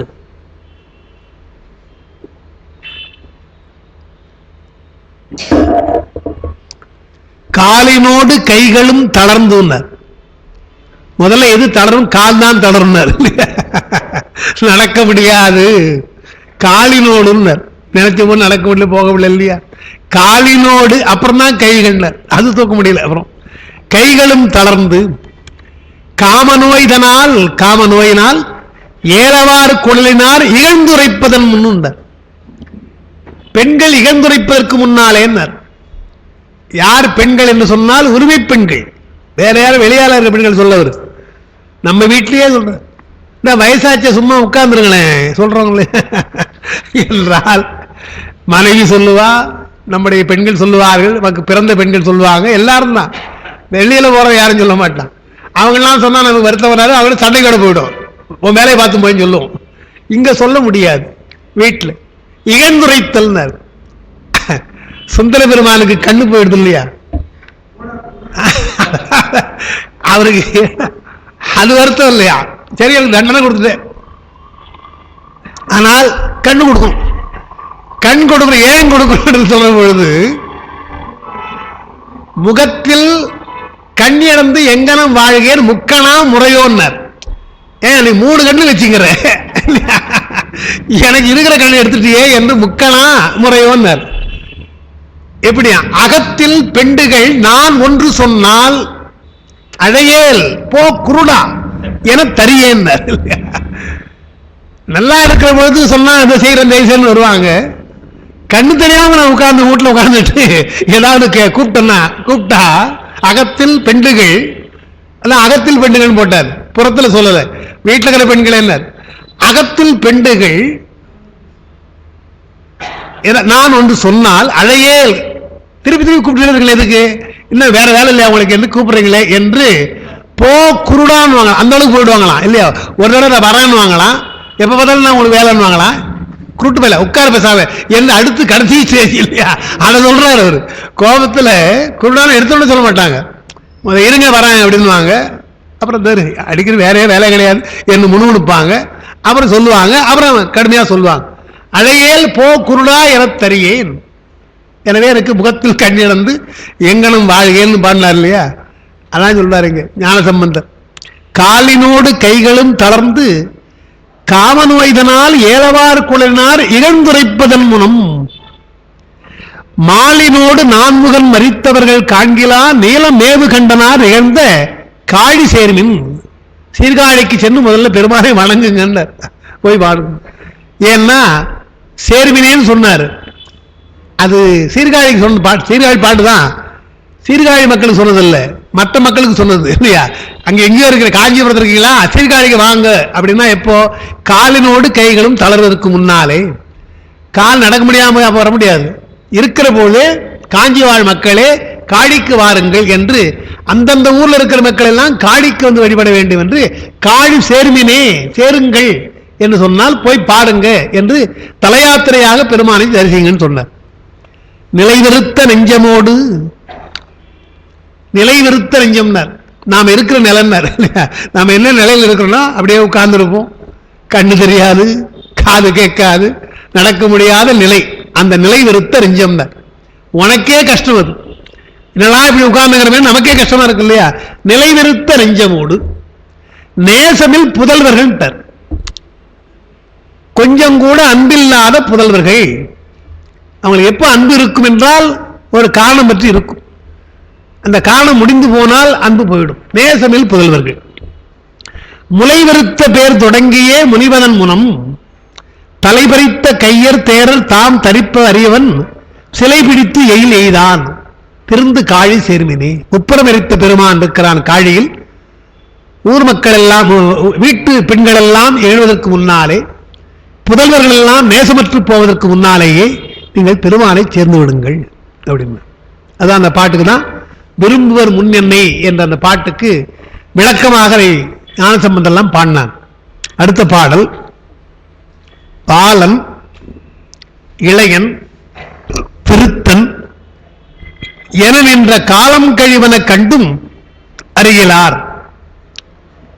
ஞானம் கடந்து அண்டம் ஊடறுத்தான் அடி மேலும் கிடந்து விரும்புவன் நானே. நம்முடைய காலம் எப்படியெல்லாம் போதும்னா, பாலம் முதல்ல இளமை பருவமாக இருக்கின்ற ஒன்று, குழந்தையா இருக்கிற பாலபருவம், இளையன் பாலிவ பருவம், விருத்தன் முதுமை என நின்ற காலம். காலம் இந்த மூன்று நிலையில் நம்மை நடத்துகிறது. பாலனாக இருக்கிற பொழுது, குழந்தையா இருக்கிற பொழுது ஒன்றும் தெரியாது நமக்கு. இளமை காலத்தில் விளையாட்டுல மனம் போகும். முதியவரா வந்தால் நினைத்தாலும் முடியாது. அப்ப எப்பதான் போய் வழிபடுறது இல்லையா? அறியாமையினாலே காலம், பாலகாலம், பாலபருவம் போய்விடுகிறது. செருக்கினாலே, இளமை துளுப்பினாலே இளமை காலம் போய் இளைய காலம் போய்விடுகிறது. முதுமை வருகின்ற போது நமக்கு ஞானம் வந்தாலும் பெருமானை போய் தரிசிக்க முடியவில்லை என்று பார்க்கிறோம். பாலன் இளையன் விருத்தன் இப்படி இருக்கிறதுனால இளமை காலத்திலே நீங்கள் நினைக்க வேண்டும் தான் அவர் சொல்றாரு. 3 காலம் இறக்க போகுது. இப்ப எந்த காலத்தில் நினைக்கும் என்றால் இளமை காலத்தில் நினைக்கின்ற. காலம் கழிவன கண்டும் அறிகிறார் ஞானம் கடந்து அண்டம் ஊடறுத்தான். உலகத்தை கடந்திருக்கிற பெருமான் அவருடைய அடிமேலும் கிடந்து விரும்புவன் திருவடியே நான் நினைத்து இருப்பேன். அடிமேலும் கிடந்து, அடிமேலும் கிடந்து படிக்கூடாது, அடிமேலும் கிடந்து பெருமானுடைய திருவடிவேலே நான் இருந்து கொண்டு அவனையே நினைத்துக் கொண்டுதான் வேறு விருப்பம் இல்லாமல் இருப்பேன். அதுதான் இங்க சொல்றது. இதுதான் உங்களுக்கு அந்த பாட்டு சொல்லியிருக்கிறோம். பருவம் மாறுவது அறிந்தும் அறிவிலார் அறியாமையால் காலம் கடந்தது பற்றி கவலைப்படாமல் மகிழ்கின்றார்கள். காலம் மாறி போச்சு, இளமையா இருந்த வயசாச்சின்னு நினைக்கிறது கிடையாதா? அறியாமையினால. அறிந்தோராயின் அப்படி பருவம் மாறுகிறது அறிந்தால் பெருவான் திருவடி மேல் கடந்து விரும்புவார்கள் அப்படின்னு. அது என்ன? 4ஆம் பக்கம் எழுதியிருக்கிற திருவடி நினைவின்றி பிரிது ஒன்றை சிறிது விரும்பினாலும் அது பிறப்பிற்கு ஏதுவாம். இதனை ஆளாள சுந்தர் வரலாறு பற்றி அறிக. திருவடி மேலும் நல்ல வேறு திருவடியை தவிர, அதாவது ஞானசம்பந்த பெருமானுக்கு ஞானப்பால் கொடுத்தவுடனே அவர் சொல்ற பொழுது சிவனடியே சிந்திக்கும் திருப்பெருகு சிவஞானம்னார். சிவனடியேன்னு ஒரு ஏகாரத்தை போட்டார். அது நாம் எப்படி படி, சிவனடியே அப்படி படிக்கணும். சிவனடியே வேற கிடையாது, வேற எந்த நினைப்பும் அவனுக்கு கிடையாது. அப்படி அவனையே நினைக்கின்ற திருவடி எண்ணம். கொஞ்சம் மாறினாலும் நமக்கு பிறப்புண்டார். திருவடிவேலும் கிடந்தார். எப்பொழுதும் பெருமானுடைய திருவடியே நினைத்துக் கொண்டிருந்தால்தான் அந்த பிறவி நீங்கும் என்பதுதான் திருவடிவேலும் கிடந்தார். வேறு விருப்பம் வரக்கூடாது. அதுக்கு உதாரணம் ஆளாள சுந்தரன்றார். ஆளாள சுந்தரன் சிவலோகத்தில் பெருமானை தான் நினைச்சிருந்தார். அவர் வேற நினைப்பே இல்லையே, அப்படிதான் இருந்தார். ஒரே நாள் ஒரு கண நேரம் தான், வேற ஒன்றும் இல்லையா. கமலினி அனந்திரி இருவரையும் மாதர்வால் மனம் போக்கினார். காதல் மாதரும் காட்சியில் கண்ணினார். ஒரு கணம்தான், அவ்வளவுதான். ஆதலால் காதல் செய்து அடை வாங்கிட்டார். இங்க வேணாம்ப்பா அங்க போட்டார். அதுக்கெல்லாம் ஒரு இடம் இருக்குது, அங்க போகும் இல்லையா. காதல் செய்வதற்கு நிலவுலகம் தான் என்று இங்க அனுப்பினார் பார்க்கிறோம். அப்புறம்தான் அவருக்கு அந்த செய்த தவறு தெரிகிறது. சேர்க்கிறார் தான் அதை பாட முடியும், பாடுறார். போன்னு சொன்ன உடனே அவருக்கு அடடா எவ்வளவு பெரிய தவறு செய்துட்டோம். நமக்கு வரலாறு அப்படி இருக்கின்றது பார்க்கிறோம். குருஞான சம்பந்தர், தர்மயாதீனத்தில் குருஞான சம்பந்தர், அவருக்கு குரு கமலஞான பிரகாசர். அவரிடத்திலே உபதேசம் பெற்றுக்கொண்டு வாழ்கிறார். சீடராக இருந்து கொண்டு பலவற்றை கற்றுக்கொள்கிறார். அவர் நல்ல சிறந்த பக்குவம் வந்துடுச்சு. குருஞான சிறந்த பக்குவம் வந்துடுச்சு. ஒரு முறை அந்த கோயிலுக்கு சென்று வீட்டுக்கு போனவர் திரும்புற பொழுது, குருக்கள்லாம் அந்த காலத்து முறைப்படி முதல்ல விளக்கு எடுத்துக்கொண்டு போவாங்க முன்ன. அதுபோல விளக்கு எடுத்து போறதுக்கு அன்றைக்கு வருகின்ற அந்த மாணாக்கள் வரல. எனவே குருஞான சம்பந்தர் விளக்கு எடுத்துக்கொண்டு போறார். முன்ன அவருடைய குருவனுடைய வீட்டுக்கு போறார். வீட்டுக்கு போன பொழுது முன்ன போறார் இல்லையா, முன்ன இவர் போகணும். தம்பி நில்லு அப்படின்ட்டு போனார். வேற ஒண்ணு இல்லை, நில்லு என்று போயிட்டார். ஏன்னா நான் உள்ள போயிடுறப்ப அப்புறம் ஒன்னார் அதுக்கு அர்த்தம். நில்லுன்னு சொன்னார், நிக்கிட்டார். அப்படி நிக்கிறார். குரு நில்லுன்னு சொன்னதுனால நின்றுட்டார். அப்படி அவர் போனவர் மறந்துட்டார், இவரை மறந்துட்டார். அவர் அவருடைய வேலையை பார்த்தா, சாப்பிட்டார், படுத்தார், தூங்கிட்டார். மழை பொழிகிறது, நல்ல மழை பொழியுது. குருவை நினைத்துக் கொண்டு நினைக்கிறார். அவர் மேல மழை வரல, சுற்றி மழை பெய்தது, அவர் மேல ஒண்ணும் இல்லை. மறுநாள் காலையில வந்து குரு பத்தினி அவங்க கதவை திறந்து சாணந்தலைக்கு வர்ற பொழுது பார்த்தா வச்சு நின்றுட்டு இருக்கிறாரு. ஓடி போய் சொல்றாங்க, உங்க மாணவர் இங்க நிற்கிறார். அப்பதான் ஒரு ஞாபகம், அடடா ஏன் நிற்கிறான், அடடா நில்லுன்னு சொன்னோம் இல்லையா, நில் என்று சொன்னதாலே நம்முடைய வார்த்தையை அப்படியே வைத்துக் கொண்டு நிற்கிறான் என்று வேகமா வந்தார். இனிமேற்பட்டு ஒரு உபதேசம் தேவையில்லைப்பா, உனக்கு பக்குவம் வந்துடுச்சு, உனக்கு இனிமேற்பட்டு எனக்கு நீ மாணாக்கனா இருக்கக்கூடாது, நீயே பெரிய குரு, நீ செல்ல வேண்டும் சொல்றார். அவருடைய நிலையை உயர்த்தினான்னு சொல்றார். நீ சீடனா இருக்க வேணாம்பா, நீ பெரிய நிலைக்கு வந்துட்ட, உனக்கு பக்குவம் வந்து விட்டது, நீ தனியாக சென்று ஆசிரமத்திலே இருந்து கொண்டு பெருமானை எண்ணிக்கொள், மற்றவர்களாம் உபதேசம் செய்யும் சொல்றது ஒரு பெரிய உயர்வு தான். அவர் உடனே என்ன நினைக்கிறார், குருவை விட்டு எப்படி பிரிகிறதுன்னு நினைக்கிறார். உங்களை விட்டு நான் எப்படி போவேன்ற அப்படி ஒரு பாட்டு அவர் பாடியிருக்கிறார். கனக்கும் பொதிக்கும் எருதுக்கும் தன்னிச்சை கண்டதுண்டோ, எனக்கும் உடற்கும் எருது இச்சையோ, இணங்கார்புறத்தை சினக்கும் கமலைகள் ஞானப்பிரகாச சிதம்பர, இன்று உனக்கு இச்சை எப்படி அப்படியாக உரைத்தருளே என்ன. உன்னை விட்டு பிரிவதற்கு எனக்கு விருப்பமில்லை. உடம்புக்கும் உயிருக்கும் தொடர்பு கிடையாது, ஆனா இருக்குது. ஆனால் உயிர் ஒரு குறிப்பிட்ட நேரத்தில் உடம்பை விட்டு போயிடுது இல்லையா, நம்முடைய இச்சையாது, உடம்பை விட்டு உயிர் போயிடுது. அதுபோல இப்ப என்ன அனுப்புறீங்க, நீங்க உங்களை விட்டு என்னால பிரிய முடியாது, ஆனால் உடம்பை விட்டு உயிர் போய் தானே ஆக வேண்டும். அதுபோல இப்பொழுது நான் போகிறேன் என்று சொல்லிட்டு, அது உதாரணம். கணக்கும் பொதிக்கும் எருதுக்கும் தன்னிச்சை கண்டதுண்டோன்னு. எருதுக்கு சுமையை ஏற்றுவதும் இறக்குவதும் அந்த எஜமானுக்கு தான் ஒன்றே தவிர, என்னால இவ்வளவுதான் சுமக்க முடியும் சொல்லுதா, அது இவ்வளவு தூரம் தான் போகணும்னு சொல்லுதா. ஏற்றி வச்சா சுமக்குது, இறக்குனா சரியா இருக்கு. அதுபோல அதுக்கு இச்சை கிடையாது, பொதிக்கும் எருதுக்கும் இச்சை கிடையாது. அதுபோல் எனக்கு என்று தனியாக ஒரு இச்சை இல்லை. நீங்க என்ன சொல்றீங்களோ, உனக்கு இச்சை எப்படி அப்படியாக உரைத்தருள் என்று சொல்லி வருகிறார்னு பார்க்கும். வந்துதான் நீங்க தர்மயாதீனத்தை ஸ்தாபித்தார் நமக்கு தெரியுது. அதேதான் இங்கே குருவை பிரிவதற்கே இப்படின்னா, பெருமானை பிரிவதற்கு சும்மா சுந்தரம் எவ்வளவு கஷ்டப்பட்டிருப்பார். சேக்கிழாரை பாடுறார், செய்ய சேவடி நீங்கும் சிறுமையேன். பெருமானுடைய திருவடியே இருந்த சிறுமையேன்றார். ஒரு சின்ன செயல் நான் செய்துட்டேன், ஆசைப்பட்டேன், அதனால் உன்னை நீங்க வேண்டியதா போச்சு.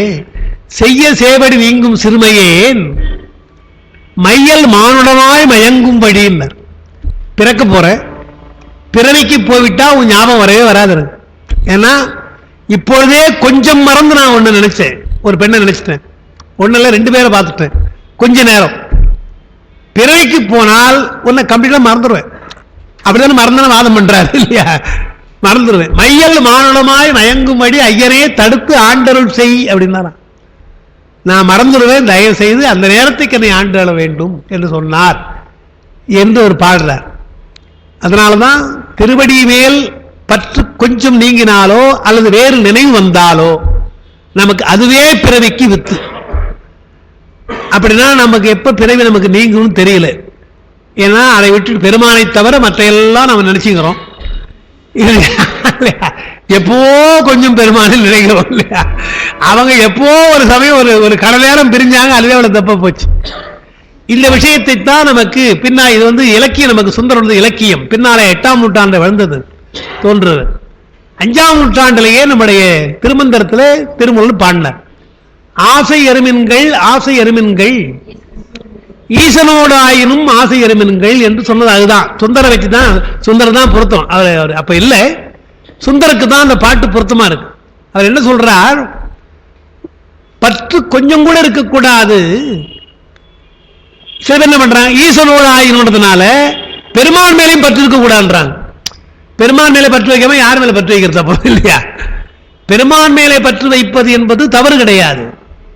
நான் சாதாரணமாக ஒரு விஷயம் சொல்றது, இப்போ நாம யாரோ ஒருத்தர் உண்மையா விரும்புறோம். வீட்டில் கூட ஒரு மகனோ, இப்ப என்னுடைய மகள் வச்சுங்களேன், எங்க மகள் 2 மகளும் எனக்கு விருப்பம் தான். இப்போ நாம விரும்புறவங்களுக்கு அவங்க இப்ப விரும்புறாங்களா? நம்ம இப்ப சின்னவளை கூப்பிடுறோம், வாமா, குழந்தை எடுத்துட்டு ரொம்ப நாளைக்கு பார்த்து வாமான்றேன், வீடியோனா பாருங்கமான்றா, வீடியோவில் காமிக்கிறமான்றா, எங்கப்பா அங்க வர்றது 50,000 செலவு பண்ணிட்டு இருக்கா. நம்ம பார்க்கணும், இப்ப நான் தான் போக வேண்டியது இருக்கு, அதுக்காக சிங்கப்பூர் போக வேண்டியது இருக்கு, நாம செலவு பண்ணி போறோம் என்றால் நாம் வைக்கின்ற பற்று அவர்கள் வைப்பது கிடையாது. ஒரு குறிப்பிட்ட காலத்துக்கு பின்னால் அவங்க எண்ணம் மாறுது இல்லையா? அப்போ நீங்கள் வைக்கிற பற்றியும் அவங்க வைக்கிறன்னா அவர்களுக்கு வேற பற்று இருக்குது, அதனால் உங்க மேல பற்று இல்லை. பெருமாள் அப்படி கிடையவே கிடையாது. நீங்க பற்று வைத்தா உங்க மேல அவன் பற்று வைக்கிறான், ஏன்னா அவனுக்கு உங்களை விட்டா ஆள் கிடையாது இல்லையா? எனவே அடியால் விட்டால் ஆள் கிடையாது அவனுக்கு. எனவே பற்று அவன் அற்றவன், எதையும் பற்றில்லாதவன், அடியார் மேல் மட்டும் பற்றிருப்பதாலே அவனை நீங்கள் விரும்பினால் அவன் நம்மை விரும்புவார். அதாங்க சொல்றார், ஈசனோடு ஆயிரம் என்று சொன்னால் ஈசனுக்கு பற்று வைக்க கூடாதுன்னு சொல்றது கிடையாது, அவனுக்கு தான் பற்று வைக்கணும். ஈசனோடு என்று சொன்னால் பெருமானோடு இருக்கிற பொழுதுன்னு அர்த்தம். அந்த ஈசனோடு என்பதற்கும் ஈசனுக்கு என்பதற்கு அர்த்தம் இருக்கு. தமிழ்ல ஈசனோடு என்பது இலக்கணமா சொன்னா 3ஆம் வேற்றுமை உருவுன்னுவாங்க, ஈசனுக்கு என்று சொன்னால் 4ஆம் வேற்றுமை உருவுன்னு சொல்லுவாங்க. ஈசனுக்கு அன்பில்லார் என்று சொன்னால் அவரிடத்தில் அன்பில்லைன்னு அர்த்தம்.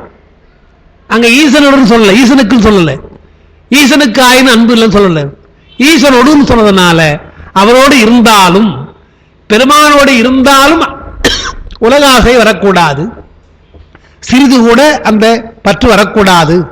அப்படி வந்தது யார் என்றால் சுந்தரர் தான். அவரோடு இருந்தார், சிவலோகத்தில் இருந்தார், கமலி நந்தினியை கொஞ்சம் விரும்பினார், ஈசனோடு இருந்தார், விரும்பினார், கீழே வந்துட்டார். அதான் ஆலால சுந்தருடைய வரலாறு தான் இங்க சொல்றேன். ஆலால சுந்தருடைய வரலாற்றை நாம் அறிய வேண்டும் என்று, இதனை ஆலால சுந்தர வரலாறு பற்றி அறிய. அதுக்கப்புறம் இன்னொன்று, நிலையாமை பற்றி அச்சம் இருத்தல் வேண்டும். நிலையாமை என்பதற்கு நாம் பயப்படணும்ன்ற. இளமை வருது பார்க்கலாம், செல்வம் போவது பார்க்கலாம்னு இருக்காதீங்க. எப்பொழுது இளமை நீங்குமோ, எப்பொழுது செல்வம் நீங்குமோ, எப்பொழுது உடம்பு விழுமோ என்று அச்சம் இருந்து கொண்டே இருக்கணும்ன்றார். அந்த கவலை நமக்கு இருக்கணும்ன்றார். அதற்குத்தான் நம்முடைய திருவள்ளுவர் ஒரு குறள் சொல்லியிருக்கிறார், நன்று அறிவாரில் கயவர் திருவுடையார் நெஞ்சத்து அவலம் இலர். ஒரு குறள் சொன்னார். நம்ம காட்டிலும் திருட்டு பசங்க எவ்வளவு நல்லவன் அவர் சொல்றது. அதாவது கயவர்னா தான் அர்த்தம். கயவர்கள் திருடர்களா, திருட்டு பசங்க அவங்களாம் ரொம்ப நல்லவங்க. ஏனென்றால் நெஞ்சத்து அவலம் இல்லை, அவர்களுக்கு எதை பற்றியும் கவலை கிடையாது. ஏழமை போனானா சில அதை பற்றி கவலையே கிடையாது.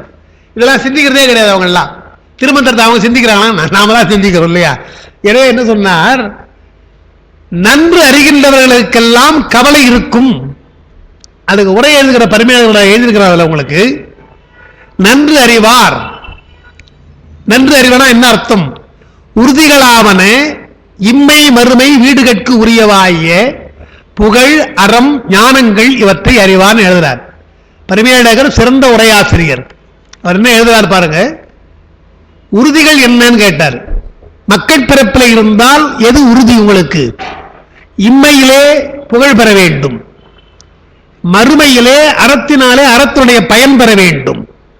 இது ஒரு நிலை. இதற்கு மேல் ஞானம் பெற்று வீடு பெற வேண்டும். 3 இம்மை மறுமை அம்மை 3 சொன்னார். இம்மை என்பது இந்த பிறவிலே உங்களுக்கு புகழ் பெறணும். மறுமை என்று இருந்தால், மறுபிறப்பு என்று இருந்தால், அது அறத்தினுடைய பயனாக நல்லறமம் செய்து நல்வினையினாலே உங்களுக்கு புண்ணியம் வர வேண்டும்.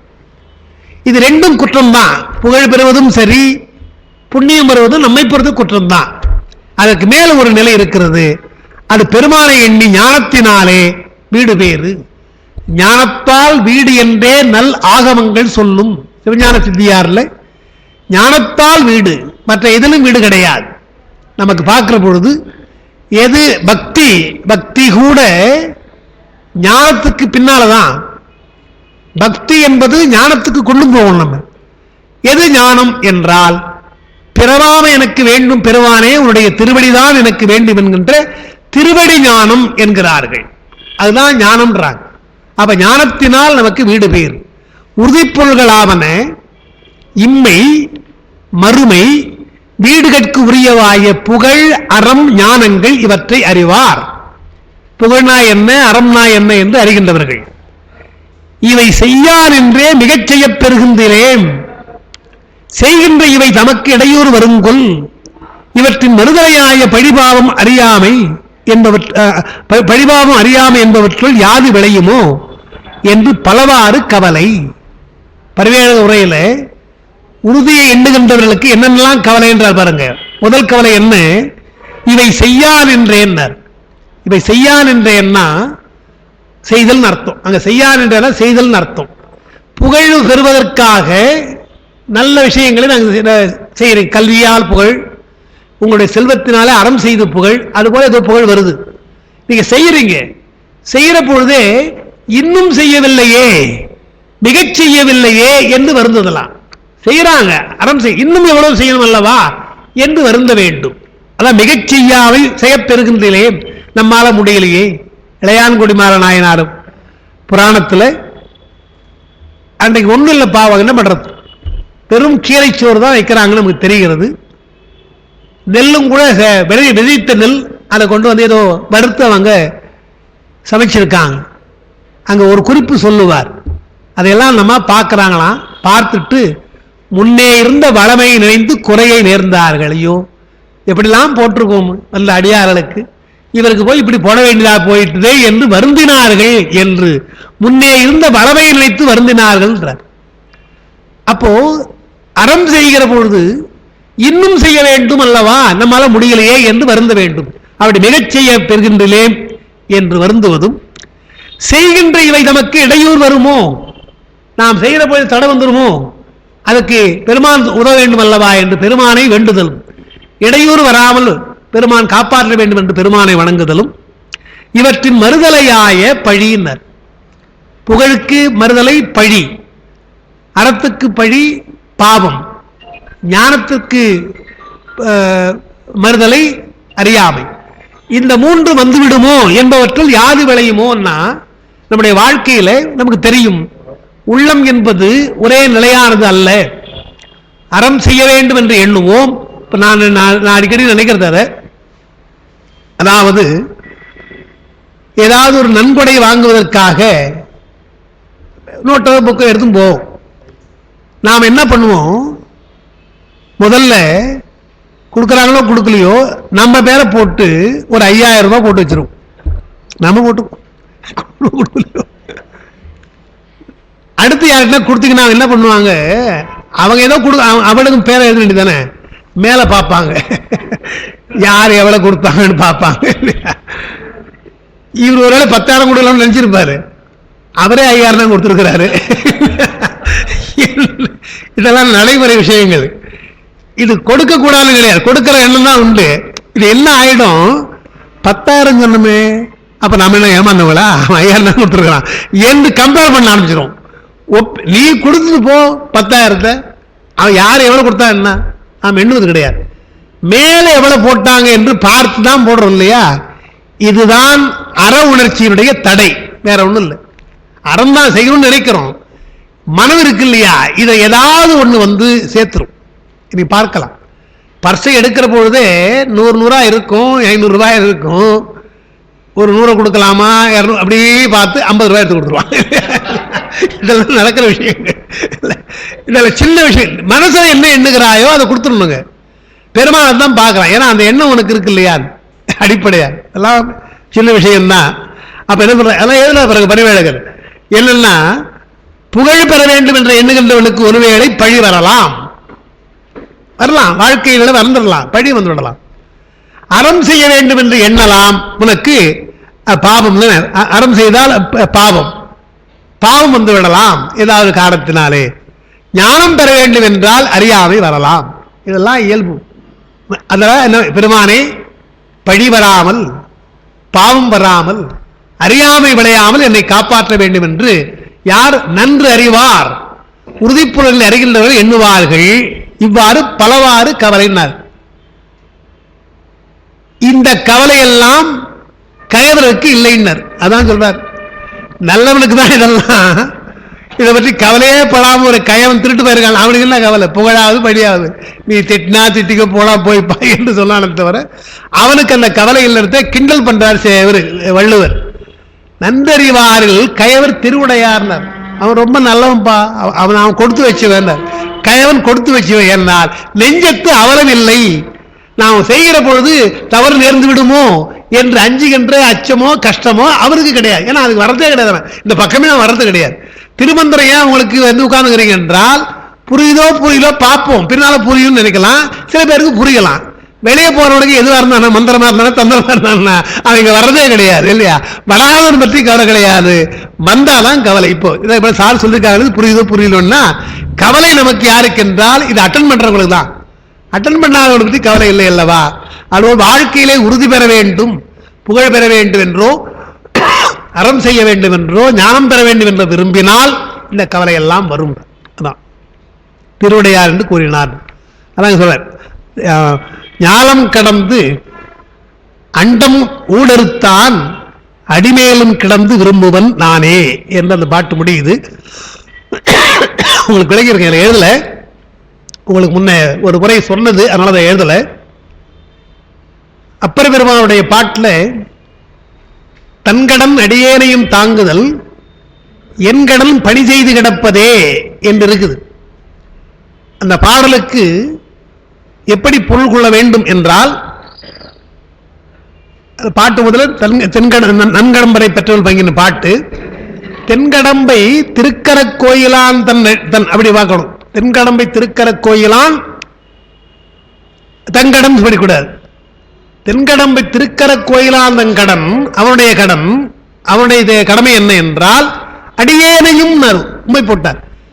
நல்லவனை தாங்கலாம், பக்குவ ஆன்மாக்களை தாங்கலாம், என்னையும் தாங்குறானே. பூமி நல்லவனையும் தாங்குகிறது, அல்லாதவனையும் தாங்குது, யாரும் விட்டுறது கிடையாது. அதுபோல சூரியன் அப்படித்தானே, எல்லாரும் தானே காயறான். அதுபோல் பெருமான் எல்லாரையும் தான் தாங்குறான். அதுதான் அவன் சொல்றார், என்னையும் தாங்கவே கூடாது நியாயமா பார்த்தான்றார்.